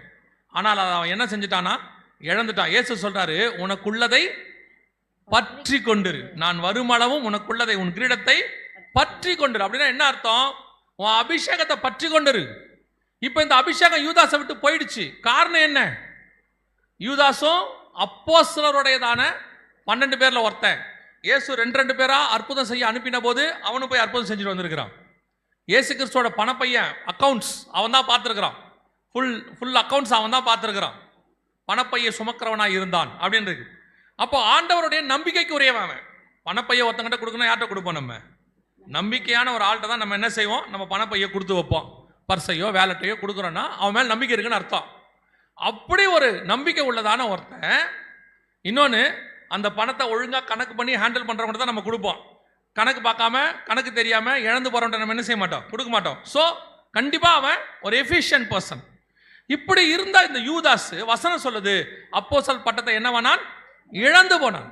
இங்க என்ன பிரச்சனை இருக்குது அப்படின்னா, அப்போ யூதாஸுக்கிட்ட என்ன பிரச்சனை இருந்துச்சு, ஏதா பிரச்சனை இருந்துச்சு, அதை விட்டுருவோம். நம்ம அதுக்கு ஆராய வேண்டாம். அவன் குற்றம் என்ன பண்ணா அதெல்லாம் இருக்கட்டும், பைபிள்ல இருக்கே. ஆனால் இதை வாசிக்கும் போது எனக்கு ஆண்டவர் உணர்த்தினது என்ன அப்படின்னா, வாசிங்க, மார்க் எழுதின சுவிசேஷம் 14ஆம் அதிகாரம் 18வது வசனம் வாசிங்க. மார்க் 14:18 வாசிங்க. அவர்கள் பந்தி அமர்ந்து போஜனம் பண்ணுகையில் இயேசு அவர்களை நோக்கி, என்னுடனே புசிக்கிற உங்களில் ஒருவன் என்னை காட்டி கொடுப்பான் என்று மெய்யாகவே உங்களுக்கு சொல்லுகிறேன் என்றார். இது யாருக்கான எச்சரிப்பு? யூதாஸுக்கான எச்சரிப்பு. இங்க ஒருத்தன் என்னை காட்டி கொடுக்க போறான் அப்படின்னு என்ன செய்யறாரு? ஒரு எச்சரிப்பு கொடுக்கிறாரு. நான் என்ன சொல்றேன்னா, யூதாஸ் தப்பு பண்ணதாவே இருக்கட்டும், பைபிள் திருடன்னு சொல்லுது, பணத்தாசை உடையவனாவே இருக்கட்டும், அவன் எல்லாரும் ஒரு தப்பு பண்ற மாதிரி அவன் பணத்தில் தப்பு பண்றான்னு இருக்கட்டும். ஆனால் ஒரு எச்சரிப்பு கிடைக்கிறதுல தேவனிடத்துல நேரடியா. இப்போ தாவீதுக்கு எச்சரிப்பு யார் வழியா வந்துச்சு? நாத்தான் தீர்க்கதரிசி வழியா. சவுலுக்கு யார் வழியா வந்துச்சு? சாமுவேல் வழியா. ஆனா யூதாஸுக்கு யார் வழியா வருது? நேரடியா தேவனிடத்துல இருந்து வருது, இயேசு கிறிஸ்துவிடத்துல வருது. You are doing mistake. இங்கே உங்களில் ஒருவன் என்னை என்ன செய்வான்? காட்டி கொடுப்பான். இந்த எச்சரிப்பு கிடைச்ச உடனே தாவீதார் என்ன பண்ணிருப்பாரு? நானே அந்த மனுஷன், நான் காட்டி கொடுத்தேன். அந்த இடத்துல அதை சொல்லி இருந்தா யூதாஸுடைய கதையே வேற. ஆனா வசனம் என்ன சொல்லுது? அதுக்கு அடுத்த வசனம் வாசிங்க, 19. அப்பொழுது அவர்கள் துக்கமடைந்து நானோ என்று ஒவ்வொருவரும் அவரிடத்தில் கேட்க தொடங்கினார்கள். எல்லாரும் கேட்கறாங்கல்ல, அப்ப இவரும் கேட்டிருப்பாரு. என்ன கேட்டிருப்பாரு? நானா ரபி. ஒரு இடத்துல யூதாஸ் கேட்பாரு நானோ என்று. அதற்கு இயேசு, நீ சொல்லுகிறபடிதான் நம்பாரு. அப்ப என்ன துணிகரம் இருந்திருக்கணும்? உணர்த்துறாரு, தேவன் உணர்த்துறாரு நேரடியா. மனுஷன் சொன்னா, சவுலுக்கிட்ட போய் சொன்னா மனுஷனுக்கு பயம், சாமுவேலுக்கு பயம், சவுல் என்னை கொன்று போடுவானே. மனுஷன் சொன்னா கோபம் வரும், கொலைபாதகம். உன்னை எப்படி என்ன பத்தி பேசுவ? ஸோ ஆண்டவர் பார்க்குறாரு. சிலர்கிட்டலாம் மனுஷனால போய் என்ன செய்ய முடியாது, அவங்களுக்கு போய் எச்சரிப்பு கொடுக்க முடியாது. எங்க முடியாதா? முடியாது.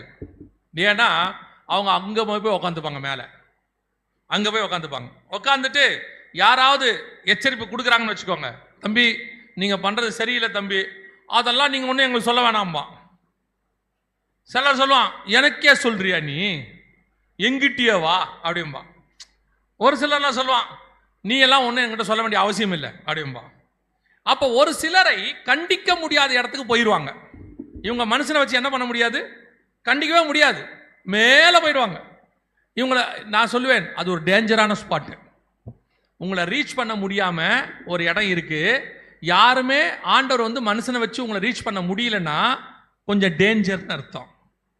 ஏன் அப்படின்னா நீ காப்பாற்ற முடியாத இடத்துக்கு போயிட்டேன்னு அர்த்தம். பாருங்க, நீங்கள் இப்போ ரோட்டில் விழுந்திருக்கீங்கன்னா யாரோ ஒருத்தர் வந்து என்ன பண்ணிடலாம், உங்களை தூக்கிடலாம், சரியா? ஏன்னா அங்கே மனுஷங்க வருவாங்க போவாங்க. நீங்கள் திடீர்னு எங்கேயோ நடு கடலில் விழுந்துட்டீங்க, யார் தூக்குறது? ஆளே இருக்காது, தூக்கத்துக்கு ஆளே இருக்காது இல்லை?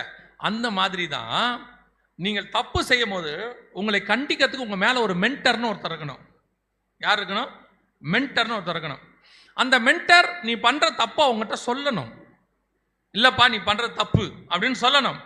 அப்படி சொல்ல முடியாத இடத்துக்கு நீ போயிட்டனா நீ தப்பான இடத்துல இருக்கன்னு அர்த்தம்.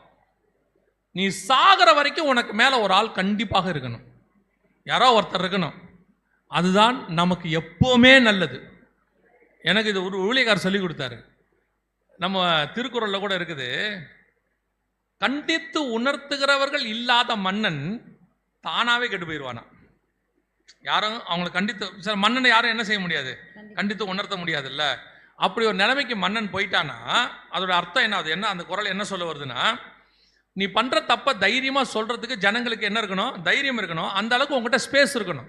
வந்து சொன்னால் கேட்கக்கூடிய காது உங்ககிட்ட இருக்கணும். அதெல்லாம் நீ சொல்ல, அதெல்லாம் நீ பேச, அதெல்லாம் கேட்க முடியாது அப்படிமா. அப்போ என்ன ஆகும்னா ஒரு இடத்துல எல்லாரும் உன்னை கைவிட்டுருவாங்க. என்ன கைவிட்டுருவாங்க? அவன் கேட்க மாட்டாங்க, அவன் சொன்னால் கேட்க மாட்டான், எதுக்குங்க அவன்கிட்ட சொல்லிட்டு அப்படி அப்படி அப்படி எல்லாரும் விட்டுட்டாங்கன்னா நீ ராங், தப்பான இடத்துக்கு போறீங்க. நாளைக்கு உனக்கு இதுதான் தப்புன்னு சொல்றதுக்கு ஆள் இல்லாவிட்டால் நீ செய்யறதெல்லாம் சரின்னே உனக்கு தோணும், உன்னை கண்டிக்கிறதுக்கே ஆள் இருக்காது. அந்த மாதிரி இடம் ரொம்ப டேஞ்சர். அந்த மாதிரி இடம் ரொம்ப டேஞ்சர். அப்படி ஒரு ஆள் இருக்கான் பைபிளில், தெரியுமா உங்களுக்கு? சாலமோன். சாலமோன் பார்க்கறதுக்கு தான் ஆள் ஞானி, பயங்கரம். ஆனால் ரெகேபியாமுகிட்ட வந்து அவன் பையன்கிட்ட ஜனங்க சொல்லுவாங்க, உங்க அப்பா எங்களை கடினமாய் நடத்தினார் அப்படிம்பாங்க.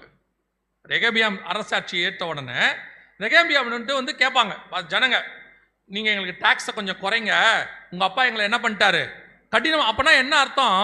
சாலமோன் என்ன ராஜா? கடினமான ராஜா. அவங்ககிட்ட யாரும் என்ன செய்ய முடியாது, ரீச் பண்ண முடியாது. அதோட நிலைமை என்ன தெரியுமா? யாருமே இப்போ பாருங்க, தாவீதுக்கு ஒரு தீர்க்கதரிசி வந்து சொல்றான்ல தைரியமா, நாத்தானால வந்து சொல்ல முடியுதுல்ல ஒருத்தர் இருந்தாயா அப்படின்னு. இப்ப ஆகாபு கிட்ட போயிட்டு எலியா சொல்ல முடியுதுல்ல ஒரு தீர்க்கதரிசி. ஆனா சாலமோன்ட்ட போய் எந்த தீர்க்கதரிசியும் சொல்ல முடியாது. கர்த்தர் ஆளே அனுப்பல. வாசிங்க ரெண்டு ராஜாக்களின் புஸ்தகம், 2 ராஜாக்களின் புஸ்தகம் 9ஆம் அதிகாரம் வாசி.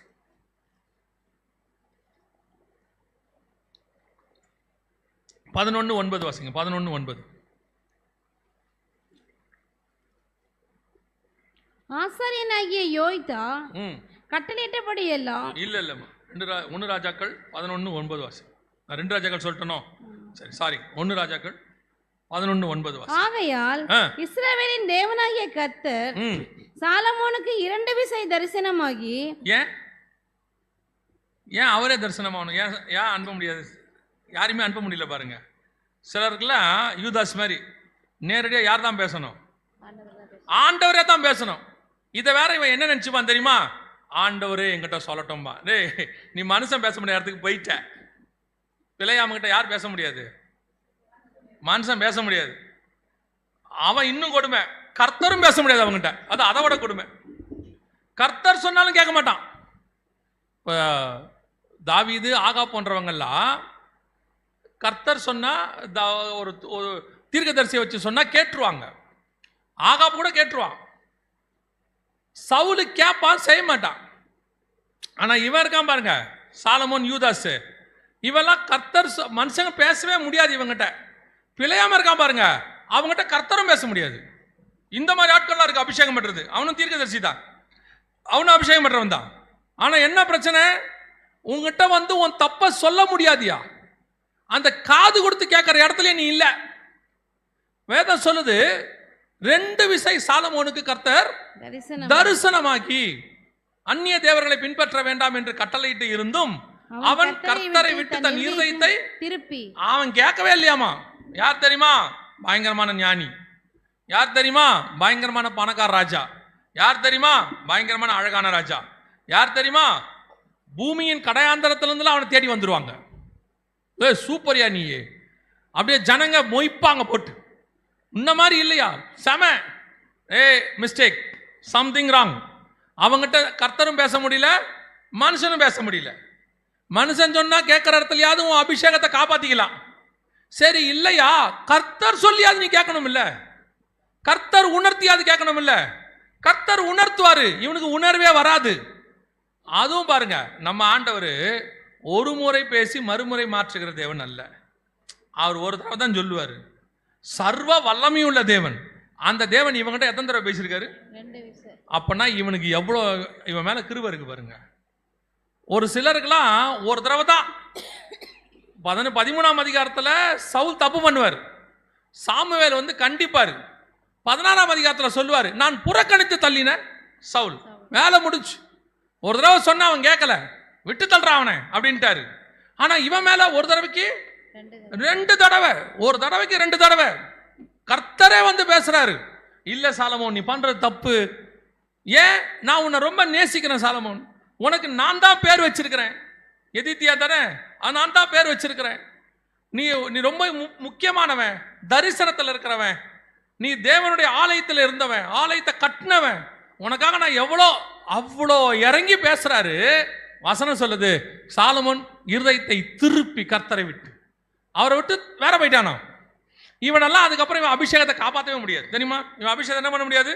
காப்பாற்றவே முடியாது. அவ்வளோதான், முடிச்சு, வேலை முடிச்சு. வாசிங்க எபிரேயர் 11:32 வாசிங்க. எபிரேயர் 11:32. பின்னும் நான் என்ன சொல்லுவேன்? கிதியோன், பாராக், சிம்சோன், இல்ல மெதுவா வாசிங்கம்மா. பின்னும் என்ன சொல்லுவேன்? கிதியோன், பாராக், சிம்சோன், எப்தா, தாவீது, சாமுவேல் என்பவர்களையும். எங்க சாலமோன் பேரை காணோம்? தாவீது இருக்கிறாரு, சாமுவேல் இருக்கிறாரு, யார் இல்ல? சாலமோன் இல்ல. அவன் பேர் அங்க இல்ல பாருங்க. தாவீது பேர் இருக்கு, யார் பேர் இல்ல? சாலமோன் பேர். அப்படின்னா கர்த்தர் தள்ளிட்டார். எபிரேயர் 11 இருக்கு விசுவாச வீரர்களுடைய பட்டியல், பழைய ஏற்பாட்டு விசுவாச வீரர்களுடைய பட்டியல். 12:1 வாசிங்க. ஆகையால் மேகம் போன்ற இத்தனை திரளான சாட்சிகள் நம்மை சூழ்ந்து கொண்டிருக்க. அப்போ அந்த சாட்சியோட யார் இல்ல? சாலமோன் இல்ல. யாருங்க சாலமோன்? உலகத்திலே ஞானவான், அவன மாதிரி ஒரு ஆளே இல்ல. யாருங்க சாலமோன்? அவனை போல ட்ரெஸ்ஸா போட்டவன் ஒருத்தனும் இல்லையா. ஆண்டவர் எக்ஸாம்பிளுக்கு யாரை தான் சொல்றாரு? சாலமோனை போல யாருமே ட்ரெஸ் போடல, சாலமோன் கூட போடலங்க இந்த மாதிரி அப்படிங்கிறார். அப்படின்னா யோசிச்சு பாருங்க, என்ன ஒரு லக்ஸுரி லைஃப், என்ன ஒரு உனக்கு ஆண்டவர் வச்ச வாழ்க்கை. உனக்கு கர்த்தர் எதை கொடுக்கல, நீ நல்ல திருப்தியா புசிச்சு உடுத்தி, நல்ல கர்த்தர் உனக்கு நல்ல சரீரத்தை கொடுத்து, நல்ல அபிஷேகத்தை கொடுத்து, நல்ல ஊழியத்தை கொடுத்து, ஆனால் கர்த்தர் கண்டிக்க நீ திருந்த மாட்ட. கர்த்தர் சொல்ல நீ திருந்தல. உன்னை கர்த்தரை வச்சு திருத்து. கர்த்தர் மனுஷன் பேசியும் நீ திருந்தல, கர்த்தர் பேசியும் திருந்தல. சிலருக்கெல்லாம் கழுத பேசும். கடைசியா ஆண்டவர் உலகத்தாண்ட புடிச்சு கொடுப்பாரு உன்னை. ஆண்டவர் உன்னை யார் கையிலும் கொடுக்க கூடாது. என்ன பண்ணுவாரு? சபையில் ஆளை வச்சு பேசுவார், ஊழியக்காரனை வச்சு பேசுவார், இல்ல சபையில் இருக்கிறவங்க யாரையும் வச்சு உங்ககிட்ட பேசுவார், வசனத்துல பேசுவார், எதையோ பேசுவார், நீ கேட்கல. சுயநீதி உள்ளுக்குள்ள அப்படியே சவுல் மாதிரி வேற ஆவி வந்துடும். இப்ப கர்த்தர் என்ன பண்ணுவாரு? அவரே வந்து பேசுவார். சொப்பனத்திலேயோ தரிசனத்திலேயோ இல்ல ஏதோ ஒரு இடத்துல கண்டிப்பாரு. நீ செய்யறது சரியில்லடா, மனம் திரும்பு சொல்லுவார். கேட்க மாட்டான், பிள்ளையா மாதிரி. அடுத்து பாப்பாரு, என்ன பண்ணுவார் தெரியுமா? கழுதையை வச்சு இடிப்பாரு, உலகத்தாண்ட புடிச்சு கொடுத்துருவாரு. என்ன செஞ்சிருவாரு? உலகத்தாண்ட புடிச்சு கொடுத்துருவாரு. உலகத்தின் காரியத்தை மனுஷங்கிட்ட அவன்கிட்ட புடிச்சு கொடுத்துருவாரு, இல்ல உலகத்துல எதையாவது ஒண்ணுல பண்ணி விட்டுருவாரு. சரி, எதுக்கு இதை செய்யறாரு தெரியுமா? இது எல்லாத்துடைய கர்த்தருடைய நோக்கம் ஒன்னே ஒண்ணுதான், உன்னை மீட்டுக் கொள்வதற்கா. உன்னை எப்படியாவது என்ன செய்யணும்? மீட்டுக் கொள்வதற்கு. நான் அதான் வாசிச்சு பார்த்தேன். இந்த பிள்ளையாம கழுத மோதுதில்ல, பிள்ளையாம போக வேணான்னு சொல்றாருல்ல. சரி நீங்க சொல்லுங்க பார்ப்போம், விசுவாசிகள்லாம் சொல்லுங்க, ஏன் கர்த்தர் பிள்ளையாம போக வேணாம்னு சொன்னாரு? சவுண்டா சொல்லுங்க பாப்போம். இஸ்ரவேலை ஆசீர்வதிப்பது கர்த்தருக்கு பிரியம். இவன் போய் என்ன பண்ணுவான்? சபிச்சா என்ன ஆகும்? சும்மா சொல்லுங்க. இவன் சபிச்சா என்ன ஆகும்? யாருக்கு வரும்? கவனிங்க, கர்த்தர் பிழையாம போக வேணான்னு சொன்னதுக்கு காரணம் இஸ்ரவேலுக்காக இல்லை, பிழையாமுக்காக. ஏன்னா கர்த்தர் ஏற்கனவே சொல்லிட்டார் ஆபிரகாம் கிட்ட, உன்னை ஆசீர்வதிக்கிறவர்களை ஆசீர்வதிப்பேன், உன்னை சபிக்கிறவர்களை சபிப்பேன். வேலை முடிஞ்சு, வேலை முடிஞ்சு. இப்ப இவன் போய் இல்லை, எவன் சபிச்சாலும் நிக்காதது. ஏன்னா கர்த்தர் ஆசீர்வதிச்சவன எவன் சபிச்சாலும் நிக்காது. இப்ப பிள்ளையாம ஏன் போவேன்னாரு? எல்லாரும் நம்ம என்ன நினைச்சுக்கிறோம், ஐயோ பிள்ளையாம போய் சபிச்சா அந்த சாபம் இஸ்ரவேல் மேல. இல்ல இல்ல இல்ல, நீ போயிடாத, அவன் டேஞ்சர், அவனை சபிச்சா ஓ மேல சாபம் வந்துடும். அதுக்கு தான் பிள்ளையாம எச்சரிக்கிறார். பல நேரத்தில் கர்த்தர் ஏன் உன்னை எச்சரிக்கிறார்னா, உன்னை காப்பாற்றுவதற்கு, திருப்பி திருப்பி உன்னை காப்பாற்றுறதுக்கு தான். நம்ம என்ன நினைக்கிறோம், ஆண்டவர் சொல்லியும் கேட்க மாட்டாங்க, கழுத சொல்லியும் கேட்க மாட்டான், மனுஷன் என்ன என்ன யாரும் ஒன்றும் பண்ண முடியாது. ஏன்பா உன்னை யாரும் ஒன்றும் பண்ண முடியாது? எனக்கு எல்லாரையும் தெரியும். யாரை தெரியும்? எம்எல்ஏ தெரியும், எம்பி தெரியும், கோர்ட்டு தெரியும், வக்கீல் தெரியும், எனக்கு போலீஸ் தெரியும், எனக்கு பணக்காரர் தெரியும், அவரை தெரியும், இவரை தெரியும். நான் சொன்னது உன்னை காப்பாத்தடா, உன் மேல உள்ள அபிஷேகத்தை காப்பாத்த, உனக்குள்ளதான தரிசனத்தை காப்பாத்த. உன்னை காப்பாத்துறதுக்குன்னா 2 நிமிஷம் ஆகாது, கர்த்தர் காப்பாத்திட்டு போயிடுவாரு. ஆனா உன் மேல இருக்கிற அபிஷேகத்தை காப்பாத்தான் ரொம்ப இம்பார்ட்டன்ட். ஏன்னா அதை நீ தான் காப்பாற்றணும். ஏன்னா கர்த்தர் அதை உங்ககிட்ட கொடுத்துருக்கிறாரு. உனக்குள்ளதை பற்றி கொண்டிரு. உன் ஜீவன் போகாம பாதுகாக்க கர்த்தரால முடியும். ஆனா உனக்குள்ள இருக்கிற அபிஷேகத்தை காப்பாற்ற வேண்டியது உங்களுடைய பொறுப்பு. இன்னைக்கு கர்த்தர் கடிஞ்சு கொண்டு சொல்றாரு, சாலமோன்ட்ட சொல்றாரு, யூதாஸ் கிட்ட சொல்றாரு, நோ சான்ஸ், முடியாதுன்ட்டான். அதெல்லாம் முடியாது. இருதயத்தை திருப்பி இப்ப என்ன சொல்றாரு பாருங்க, யூதாஸுக்கும் சாலமோனுக்கும் ஒரே ரிசல்ட். இப்ப வாசிங்க 11ஆம் அதிகாரம் 11ஆம் வசனம் வாசிங்க. 1 ராஜாக்கள் 11:11.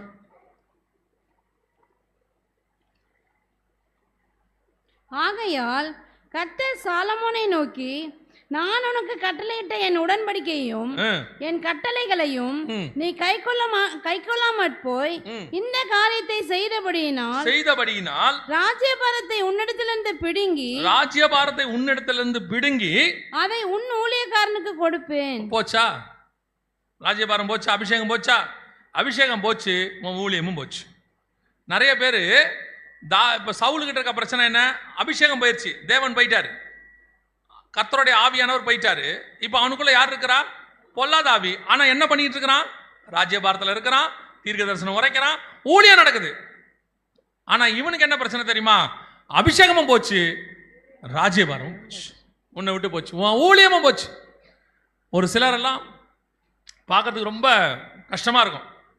அவங்க போயிட்டு இருக்க ரூட்டு நல்லா, ஏன்னா நான் தேறினவன் அவங்களுக்கு சொல்லலை, எனக்கு தெரியாது, நான் இன்னும் கற்றுக்கொண்டு தான் இருக்கிறேன். ஆனால் ஆண்டவருக்குள்ள ஒரு 34 வருஷம் ஆகுது. 34 வருஷத்தில் எங்கள் ஊழியக்காரர்லேருந்து நான் பார்க்குறேன். அப்படிப்பட்ட பரிசுத்தவான்கள்லேருந்து ஒரு 2 தலைமுறை 3 தலைமுறை பரிசுத்தவான்களை பார்க்குறோம், அடுத்தடுத்து உள்ள ஜென்ரேஷன்ஸ். அப்போது ஒரு சிலர் பண்ணுறது நமக்கு நல்லா தெரியும் பாருங்களேன்.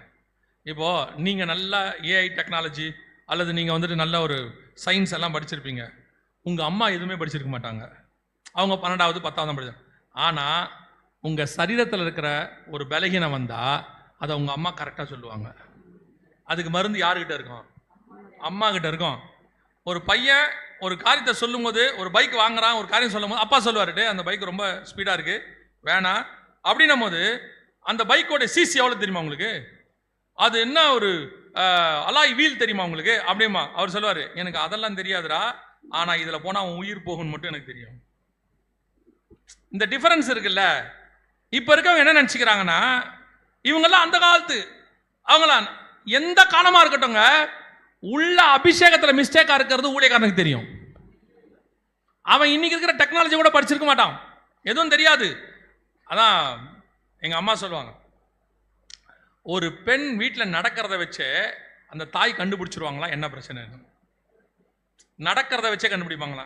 நார்மலாக நடக்கிறதுக்கும் சரீரத்தில் ஒரு வலியோ பெயினோ இருந்தால் நடக்கிறதுக்கும் என்ன இருக்குது? டிஃபரன்ஸ் இருக்கு. நடக்கிறத வச்சே அந்த தாய் என்ன செஞ்சிருவாங்களா. எங்கள் அம்மாட்ட ஒரு பழக்கம் உண்டு, நான் ரொம்ப ஆச்சரியமாக பார்ப்பேன். காலேஜை முடிச்சுட்டு வரும்போது நான் பசியாக இருக்கணும்னா இல்லையாங்கிறத முகத்தை வச்சு கண்டுபிடிப்பாங்க. கரெக்டாக சொல்லுவாங்க. சரி கை கால் கழட்டு வந்து சாப்பிடு அப்படிம்பாங்க. இல்லை இப்போ வேணாம் பசிக்கல, நான் இந்த கிரிக்கெட் விளையாட போகிற இன்ட்ரெஸ்ட்டில் சொல்லுவேன். இல்லை பசிக்கலன்னு, அதான் மூஞ்ச பார்த்தாலே தெரியுதவா, சாப்பிட்டு போ அப்படிம்பாங்க. உண்மையிலே பசி இருக்கும். நமக்கு இந்த கிரிக்கெட் விளையாடுற இன்ட்ரெஸ்ட்டில் இல்லை நான் வேணாம் அப்படின்னா அவங்களுக்கு தெரியும். முகத்தை பார்த்தாலே அவர் தாயோ தகப்பனோ ஒரு அந்த பிள்ளைகளை அந்த நடையை வச்சு முகத்தை வச்சு அவங்களை ஈஸியாக என்ன செய்ய முடியும், கண்டுபிடிக்க முடியும். அதே மாதிரி தான் உங்களுக்கு ஆவிக்குரிய தகப்பன்களாக இருக்கிறாங்க ஒருத்தர். அவங்க உங்களை விட படிப்பு குறைவாக இருக்கும், அவங்கக்கிட்ட டிகிரிஸ் இருக்காது, பிடெக்கு எம்டெக்கு எதுவுமே இருக்காது. ஏன் உங்கள் அளவுக்கு வரம் கிரியை செய்யாது, அல்லது உங்களை போல் அவங்களுக்கு பாப்புலாரிட்டி இருக்காது. ஆனால் உன்னை பார்த்தா தெரியும் நீ தப்பு பண்ணுறியா சரி பண்ணுறியா. இப்போ உன் பாப்புலாரிட்டியை வச்சு உனக்கு என்ன பண்ண முடியுமோ தெரியாது, ஆனால் அவங்களுக்கு தெரியும் இது ராங்காக போகுது, ஒரு நாள் இது தொலைஞ்சு போயிடும், ஒரு நாள் இது. பாருங்க, சாலமோன் ராஜ்யபாரம் போகும்னு எவனாவது நினைப்பானா? ஒருத்தனாவது நினைப்பானா? சாலமோன மாதிரி ஒரு ராஜா 40 வருஷம் நிரந்தர ராஜா, அவரு 40 years. ஆண்டவர் சொல்றாரு க்ளோஸ், உன் ராஜ்யபாரம் முடிஞ்சு போச்சு. என்ன காரணம்? நீ தப்பு செய்ய முடியாதவன், நீ இயேசு கிறிஸ்து கிடையாது. நீ தப்பு செய்வ, ஆனால் கண்டிக்கும் போது உணரணும், மனம் திரும்பணும். இப்போ உன் ராஜ்யபாரம் என்னவாயிருச்சு, உன்னை விட்டு போயிடுச்சு. இப்போ வாசிங்க அப்போஸ்தலர் நடவடிக்கைகள் 1ஆம் அதிகாரம், அப்போஸ்தலர் 1ஆம் அதிகாரம் 24வது வசனத்துல வாசிங்க பாப்போம். 24 வாசிங்க. எல்லாருடைய இருதயங்களையும் அறிந்திருக்கிற கர்த்தாவே, யூதாஸ் என்பவன் தனக்குரிய இடத்துக்கு போகும்படி இழந்து போன இந்த ஊழியத்திலும் இந்த அப்போஸ்தல பட்டத்திலும் பங்கு பெறுவதற்காக இவ்விரண்டு பேரில் தேவரீர் தெரிந்து கொண்டவனே. ஆல்டர்னேட் வந்துருச்சு, வேற ஆள் வந்தாச்சு, போயாச்சு. யூதாஸோடைய ஊழியம் போச்சு, சாலமோனுடைய ராஜ்யபாரம் போச்சு, வேலை முடிஞ்சு. சாலமோனுடைய பெயர் விசுவாச வீரர்கள் பட்டியலில் இல்லை, யூதாஸோடைய பெயர் புதிய எருசலேமில் இல்லை. இப்போ ரெண்டுத்துக்கும் ஆல்டர்னேட் வந்துருச்சு. ஒரு விஷயத்தை நல்லா மனசில் வச்சுக்கொள்ளுங்க. கர்த்தர் உங்ககிட்ட பேசிக்கிட்டே இருக்கிறார், கர்த்தர் உங்ககிட்ட சொல்லிக்கிட்டே இருக்கிறார், உன்னை அபிஷேகிச்சிருக்கிறார். உங்கள் மேலே கர்த்தருடைய அபிஷேக தலைமையான கிரீடம் இருக்கு. சில நேரங்களில் பலகீனம் வரும், அந்த பலகீனங்களை கர்த்தர் உணர்த்துவார். உணர்த்தும் போது நீங்கள் என்னவாகணும்? மனம் திரும்பிடணும். தாவீது மாதிரி, ஆகாப் மாதிரி மனம் திரும்பிடணும். திரும்பிட்டீங்கன்னா உங்கள் ராஜ்யபாரம், உங்கள் ஊழியம், உங்கள் அபிஷேகம் அப்படியே நிற்கும். கர்த்தர் அதை ரெஸ்டோர் பண்ணிடுவார். ஆனா நீ சொல்ல சொல்ல கேட்காம அந்த துணிகரம் உனக்குள்ள வந்துகிட்டே இருக்குன்னா ஒரு நாள் உன்னோட எடுத்து இன்னொருத்தருக்கு கொடுக்கப்படும். அதுல கொடுமையே என்ன தெரியுமா? நீ இன்னொருத்தர் செய்யறத பார்க்குற மாதிரி வரும். நான் எப்பவும் சொல்லுவேன், நம்ம ஊழியத்தை ஒருத்தன் செய்யறதுன்றத, நம்ம ஊழியத்தை நம்ம தான் செய்யணும். நம்ம ஊழியத்தை இன்னொருத்தன் செய்யறத நம்ம பார்க்கறது இருக்குல்ல, அது ரொம்ப கொடுமை. இப்போ கர்த்தர் கொடுக்க சொல்றாரு, எலியாவை கொண்டு போய் எலிசா கிட்ட கொடுன்றாரு, அது வேற. அபிஷேகம் பண்றாரு. தாவீது வந்து சாலமோன் அபிஷேகம் பண்றாரு, அது வேற. அது கர்த்தரே கொடுக்க சொல்றது. ஆனா கர்த்தர் உங்ககிட்ட பிடுங்கி இன்னொருத்தங்கிட்ட கொடுக்குறாருல, நீ லாய்க்கு இல்லைன்னு சொல்லி, அது ரொம்ப கொடுமை. ஆண்டவர் ஒரு காரியத்தை கொடுக்கும்போது, குடும்பமோ அபிஷேகமோ அல்லது கர்த்தர் உங்களுக்கு கொடுத்துருக்கிறதான ஊழியமோ அல்லது வேலையோ வியாபாரமோ எதுவோ, அதை கரெக்டாக ஃபாலோ பண்ணுங்க. அதுக்கு ஒரு இம்பார்ட்டன்ஸ் கொடுங்க. ஒரு அசட்டை இருக்கு, ஒரு வளர்ச்சி வந்தோன்னா ஒரு அசட்டை, இன்னொரு ஆல்டர்னேட் வச்சிருப்பாங்க இவங்கெல்லாம். போனா போது என்ன, இப்போ இதை விட்டா அது. ஆண்டவர் சொல்றாரு, இல்லை உனக்கு இதுதான், நீ இன்னொரு ஆல்டர்னேட் நினைக்கிறல்ல, அது வந்து என்னன்னு கேட்டீங்கன்னா இந்த காணல் நீர் அப்படிம்பாங்க. பார்த்துருக்கீங்களா? கவனிச்சிருக்கீங்க? காணல் நீர் பார்த்துருக்கீங்களா? எங்கே இருக்கும்? ரோட்டில் இருக்கும். போகும்போது இங்கே ஹைவேஸில் பயங்கரமாக பார்த்தீங்கன்னா நல்ல வெயிலில் தூரத்தில் தக தக தகன்னு இருக்கும். பார்க்கறதுக்கு எப்படி இருக்குமா? தண்ணி இருக்கிற மாதிரி இருக்குமா? அது காணல் நீரும்பாங்க. கிட்ட போனாங்க என்ன இருக்காது. அது மாதிரி தான் நீ ஆல்டர்னேட்டாக வச்சிருக்கிற அபிஷேகம். நீங்கள் நினச்சிட்டு இருப்பீங்க, போனா என்ன, எனக்கு இன்னொன்று இருக்கு, இதை விட்டா என்ன, அது இருக்கு. ஆண்டவர் சொல்றாரு, அது காணல் நீர். இங்கிருந்து பார்க்கும் போது அது இருக்கிற மாதிரியே தெரியும், கிட்ட போன அது ஒன்றும் இல்லை. நான் உனக்கு கொடுத்த அபிஷேகம் தான், நான் உனக்கு கொடுத்த வரம், நான் உங்ககிட்ட கொடுத்த குடும்பம், நான் உங்ககிட்ட கொடுத்த வியாபாரம், நான் உங்ககிட்ட கொடுத்த ஊழியம், அது உனக்குரியது. அதை நீ கர்த்தர் வருமளவும் பற்றி கொண்டிரு. பல நேரங்களிலே நாம் என்ன செய்கிறோம்? உணர்த்தப்பட்டும் என்ன செய்யறதில்லை, மனம் திரும்புகிறதில்லை. கடைசியாய் உணர்த்தப்பட்டு மனம் திரும்பும் பொழுது என்ன நடக்கும்? வாசிங்க நியாயாதிபதிகளின் புஸ்தகம் 16ஆம் அதிகாரம். நியாயாதிபதி 16ஆம் அதிகாரம் 20வது வசனம் வாசிங்க. அப்பொழுது அவள், சிம்சோனே, பெலிஸ்தர் உன்மேல் வந்து விட்டார்கள் என்றால் அவன் நித்திரை விட்டு விழித்து கர்த்தர் தன்னை விட்டு விலகினதை அறியாமல். என்னது? கர்த்தர் தன்னை விட்டு விலகினதை அறியாமல். இது எல்லாத்த விட கொடுமை போங்க.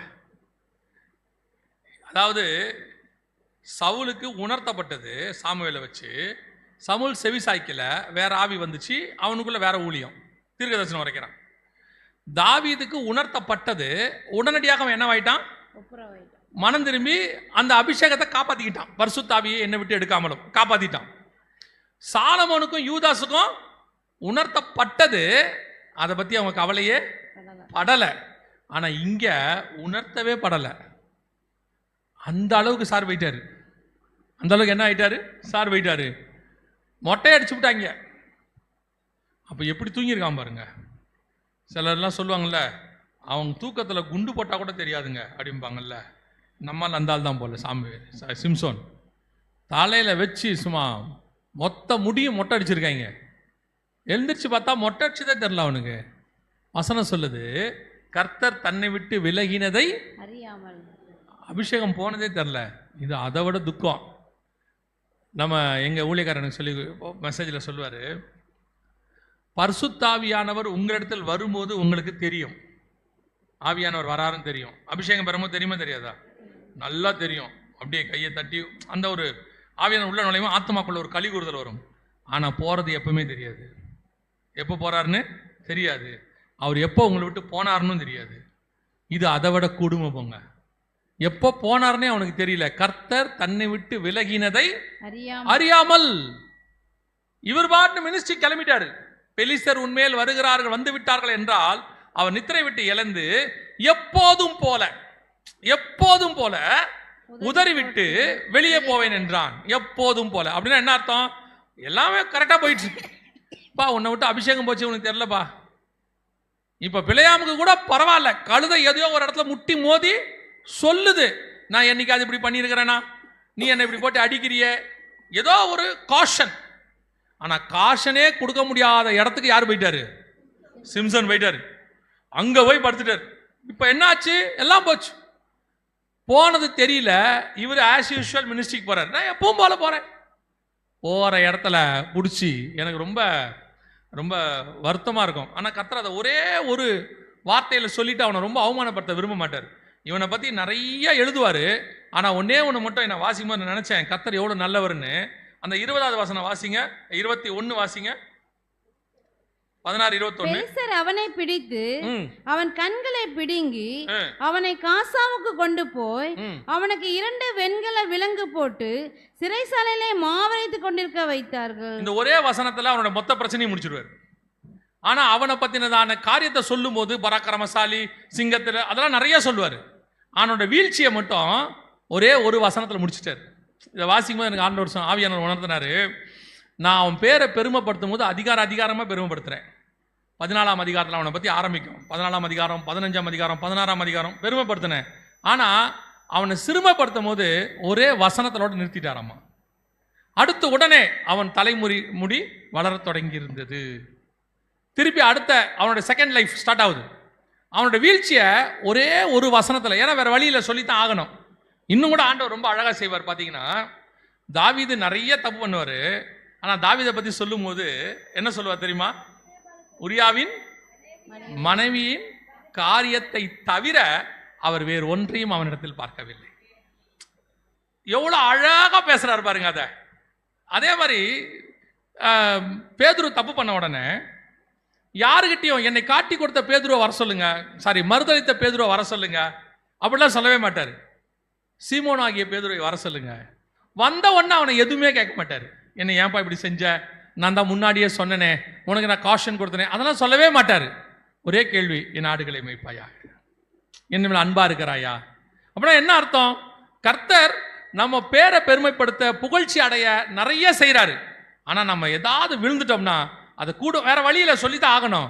எவ்வளவுக்கு எவ்வளவு ஷார்ட்டா சொல்லணுமோ, பூசி முழுகணுமோ அப்படி பூசி முழுகுவார். ஏன்னா அவர் அவ்வளோ நேசிக்கிறார் நம்மளை. நம்ம அப்பா அம்மா பாருங்க, எவனாவது தப்பு பண்ணானா நம்ம வீட்டில் உட்காந்து பரபரப்பாக பேசிக்கிட்டே இருப்பாங்க. ஆனால் நம்ம வீட்டில் ஒரு தப்பு நடந்தா அதை கூடுமான வரைக்கும் என்ன செய்வாங்க? அதை மூடி மறைக்க தான் பார்ப்பாங்க. ஏன்னா அது என் பிள்ளை, ஏன் பையன். உடனே சொல்லுவாங்க, எப்படிங்க விட்டுற முடியும், ஏதாவது பண்ணிக்கிண்ணி அதை முடிக்கிற வழியை பாருங்க, 4 பேருக்கு தெரியறதுக்குள்ள பண்ணிடுங்க. அதோட அர்த்தம் என்னன்னா, அவங்க பிள்ளைய அவங்க என்ன செய்யறாங்க, நேசிக்கிறாங்க. இது யாரோட சுபாவம்னா தகப்பன் சுபாவம். நம்ம அப்பா அப்படிப்பட்டவர் தான். நான் இந்த வசனத்தை படிக்கும்போது ஆண்டவர் சொல்றாரு, நீ பாரு 14ஆம் அதிகாரம், 15ஆம் அதிகாரம், 16ஆம் அதிகாரம், 3 அதிகாரத்தில் அவனுடைய பராக்கிரமத்தை பேசுறேன். ஆனா அவனுடைய வீழ்ச்சியை ஒரே வசனத்துல மட்டும் சொல்லிட்டு முடிச்சிட்டேன். அவனுடைய கஷ்டத்தை, அதுதான் தகப்பன் தன்னை நேசிக்கிறது. அல்லேலூயா. ஆனா இப்போ கர்த்தர் என்ன செய்யறார் தெரியுமா, அவங்ககிட்ட ஒரு நல்ல குணம் இருந்துச்சு. என்ன குணம் இருந்துச்சு வாசிங்க.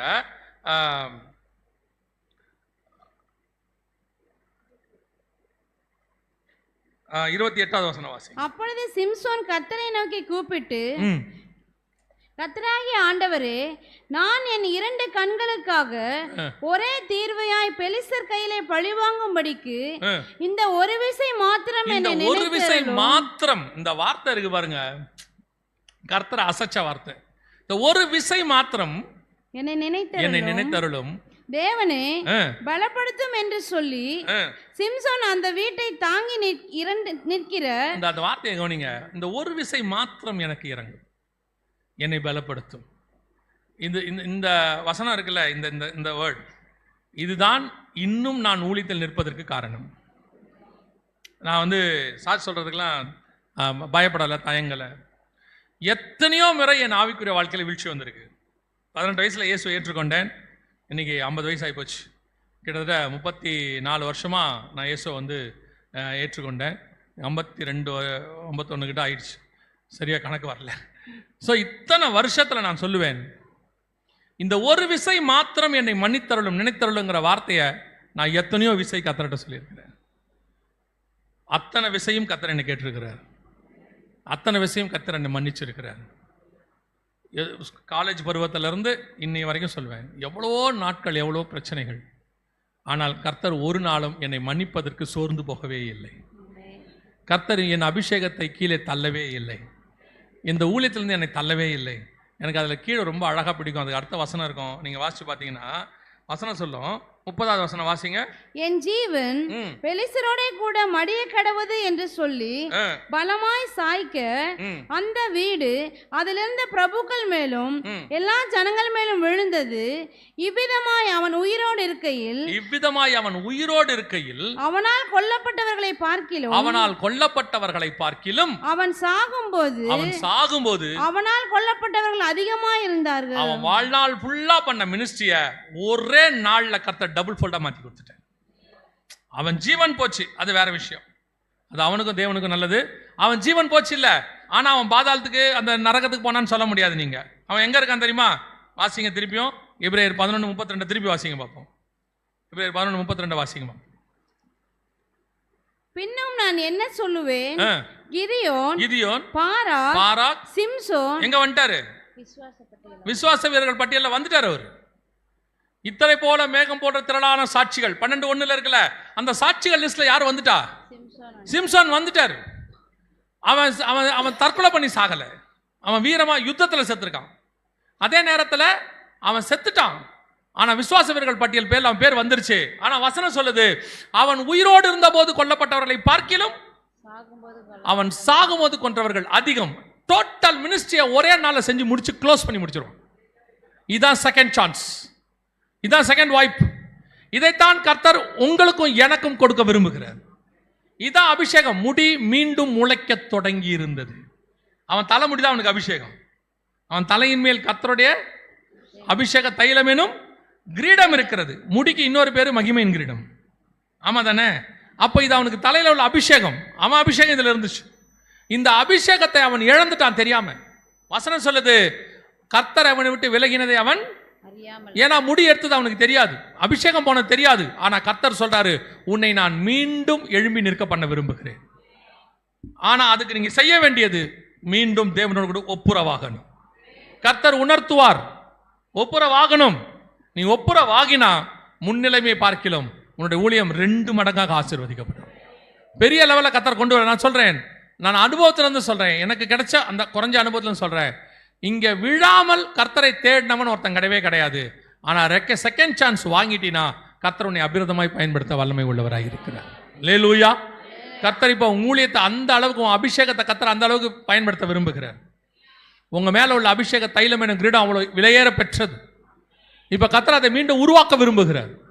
அதே இடத்துல, எந்த இடத்துல விழுந்தாயோ அதே இடத்தில் கர்த்தர் உன்னை தூக்கி நிறுத்த விரும்புகிறார். எங்கே இருந்து நீ தள்ளப்பட்டாயோ அதே இடத்தில் கர்த்தர் உன்னை உயர்த்தி வைக்க விரும்புகிறார்.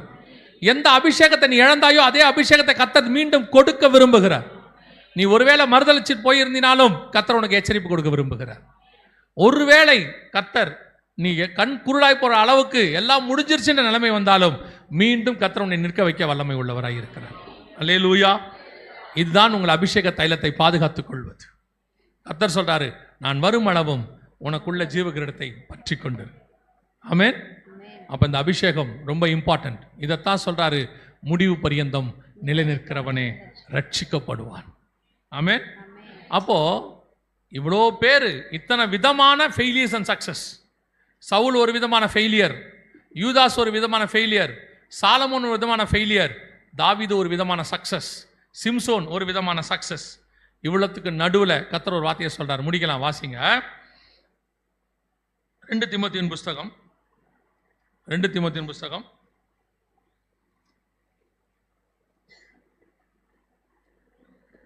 7 இந்த அதிகாரம் நான் உங்களுக்கு சொல்றேன். நல்ல போராட்டத்தை போராடி. நல்ல போராட்டத்தை. என்ன வசனம் அது? 2 தீமோத்தேயு 4:7.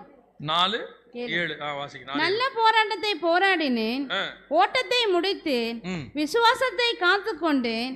இது முதல் நீதியின் கிரீடம் எனக்காக வைக்கப்பட்டிருக்கிறது. அந்த கிரீடத்தை பெறத்துக்கான அந்த சக்சஸ நம்ம கண்ணுக்கு முன்னாடி பவுல் சொல்றாரு, நல்ல போராட்டத்தை போராடினேன், ஓட்டத்தை முடித்தேன். இதான் முடிவு பரியந்தம் நிலைநிற்கிறவனே ரட்சிக்கப்படுவான். ஓட்டத்தை முடித்தேன், விசுவாசத்தை காத்துக்கொண்டேன், இது முதல் கொண்டு எனக்கு நீதியின் கிரீடம் வைக்கப்பட்டிருக்கிறது. அப்ப அந்த அபிஷேக தைலத்தை நீங்க பாதுகாத்துட்டீங்கன்னா கர்த்தர் வரும்பொழுது உங்களுக்கு ஒரு கிரீடத்தை தருவார். ஆமென். சோதனைகளை சகிக்கிற மனுஷன் மாக்கியவான், அவன் ஜீவ கிரீடத்தை பெறுவான். யாக்கோபு புஸ்தகம் சொல்லுது இல்லையா? அப்போ கர்த்தர் உங்களுக்கு கிரீடத்தை வச்சிருக்கிறாரு. இந்த கிரீடத்தை பெற்றுக்கொள்வதற்கு நீங்கள் கடைசி வரைக்கும் ஓடணும். அந்த ஓட்டத்தை ஓடி முடிக்கணும். அப்படி முடிக்க விடாதபடிக்கு நடுவில் நிறைய என்ன வரும்? தடை வரும், சில பிரச்சனைகள் வரும், வீழ்ச்சி வரும். கர்த்தர் சொல்றாரு, எழும்பி ஓடுங்க. திரும்பி செகண்ட் சான்ஸ் கர்த்தர் கொடுக்குறாரு, ஓடுங்க. உங்க அபிஷேகத்தை பாதுகாத்துக் கொள்ளுங்க. ஏன்னா கர்த்தர் உங்களை மேல கொடுத்துருக்க அபிஷேகம் விலையேற பெற்றது. அது உங்களுக்கானது, யூனிக். ஒருவேளை நீங்க எல்லாம் எவாஞ்சலிஸ்டா இருக்கலாம், ஆனா எவாஞ்சலிஸ்ட்லயே நீங்க வித்தியாசமான ஆள். நீங்க எல்லாம் போதகரா இருக்கலாம், ஆனா போதகரிலேயே நீ விசேஷித்த அழைப்பு பெற்ற போதகர். நீங்க பைபிள் டீச்சரா இருக்கலாம், நீங்க அதிலேயே விசேஷித்த அழைப்பு பெற்றவராக இருப்பீங்க. நீங்க பாட்டு பாடுறவராக இருக்கலாம், அதிலேயே விசேஷமான அபிஷேகத்தை அவன் குரலுக்கு கர்த்தர் வச்சிருப்பாரு. நீங்க ஒவ்வொருத்தரும் யூனிக், ஒவ்வொருத்தரும் வித்தியாசம். 10ஓட 11 இங்க கிடையவே கிடையாது. நம்ம ஒன்னோட ஒன்று தான். அந்த ஒன்று இயேசு, இன்னொன்று நம்ம. அல்லேலூயா. அவர் ஒன்று, நம்ம ஒன்று தான். 10ஓட 11 கிடையாது, ஒன்னோட ஒன்று நம்ம எல்லாம் அவருடைய குமாரன் சாயலுக்கு ஒப்பா இருக்கிற சகோதரர்கள். எனவே கர்த்தர் நம்ம கிட்ட எக்ஸ்பெக்ட் பண்றாரு, இது வரைக்கும் போனது போகட்டும், இது வரைக்கும் முடிஞ்சிட்டோம், வாட் எவர் இட் இஸ், நடந்தது நடக்கட்டும். இப்ப கர்த்தர் சொல்றாரு, திரும்பி எழுந்திருச்சு ஓடு. இன்னும் ஒரு விசை மாத்திரம், இன்னும் ஒரு சான்ஸ் கர்த்தர் கொடுக்க விரும்புகிறார். அல்லேலூயா. ஆனா ஓட்டத்தை மட்டும் கடைசி வரைக்கும் என்ன செஞ்சிருங்க? ஓடி முடிச்சிடுங்க. உங்க கிரீடத்தை பத்திரமா பாதுகாத்துக் கொள்ளுங்க. அவர் வரும்பொழுது உங்களுக்கு ஜீவ கிரீடத்தை தருவதற்கு வல்லமை உள்ளவராக இருக்கிறார். அல்லேலூயா. நாம் ஜெபிக்க போகிறோம். ஏந்திரிக்கலாமா தேவ சமூகத்தில்?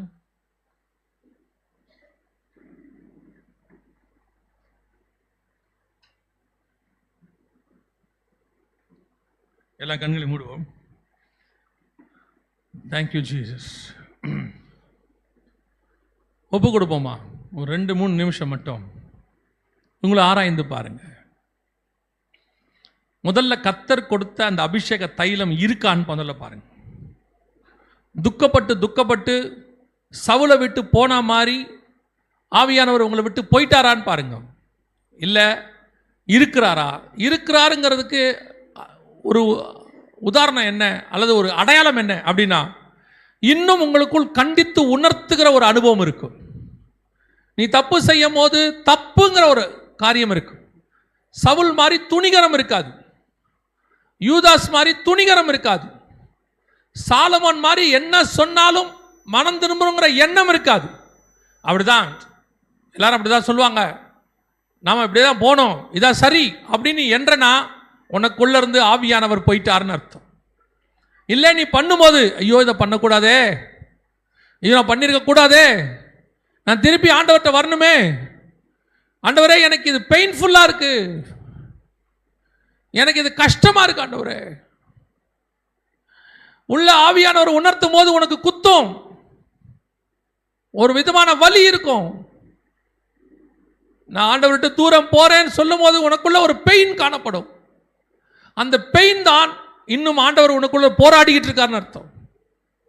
இந்த பெயின் உனக்குள்ள இருக்கணும். நீ செய்யறதெல்லாம் சரி, நான் தப்பே பண்ணலன்னு உனக்கு தோணுச்சுன்னா there is a mistake. ஏதோ தப்பு நடக்குது. பூமியில உள்ள அளவும் அவர் கண்டித்து உணர்த்துகிறவர் ஆவியானவர். ஆண்டவர்கிட்ட ஒப்பு கொடுத்து ஆராய்ந்து பாருங்க. அந்த உணர்த்துதலுக்கு இடம் கொடுங்க. முதல்ல அந்த அந்த அந்த உணர்த்துதலுக்கு செவி சாய்ங்க. சரி ஆண்டவரேன்னு சொல்லுங்க, நானே அந்த மனுஷன் சொல்லுங்க, பரத்துக்கு விரோதமாய் பாவம் செய்தேன்னு சொல்லுங்க பாப்போம். ஆவியானவர் நோக்கி கூப்பிடுங்க. நம்முடைய பரிசுத்த ஆவியை என்னை விட்டு எடுக்காமலும் நிலவரமான ஆவி எனக்குள்ள இருக்கட்டும். 51 சங்கீதத்தை டெய்லி படிங்க பார்ப்போம். உங்க வாழ்க்கைக்கு ரொம்ப முக்கியம். ஏன்னா உங்ககிட்ட இருக்கிற அபிஷேகம் அதை விட முக்கியம். அதுதான் மீட்கப்படும் நாளுக்கு என்று முத்திரை.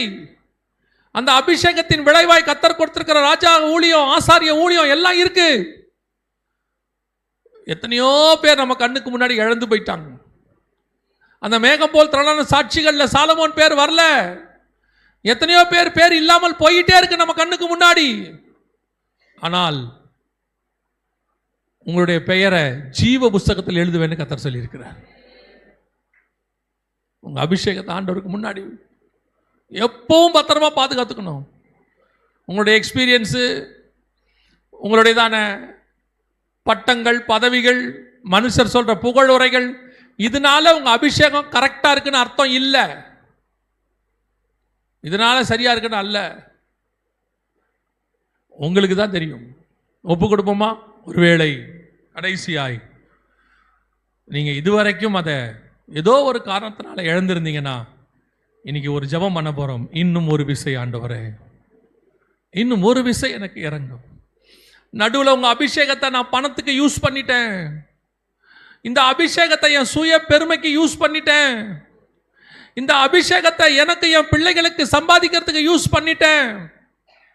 இந்த அபிஷேகத்தை நான் ஜனங்களுக்கு முன்னாடி கௌரவம் அடையறதுக்கு யூஸ் பண்ணிட்டேன். என்ன மன்னியும் ஆண்டவரே. ஒப்பு கொடுப்போமா? அப்படி நீங்க சொல்லி பாருங்க ஆண்டவர்கிட்ட.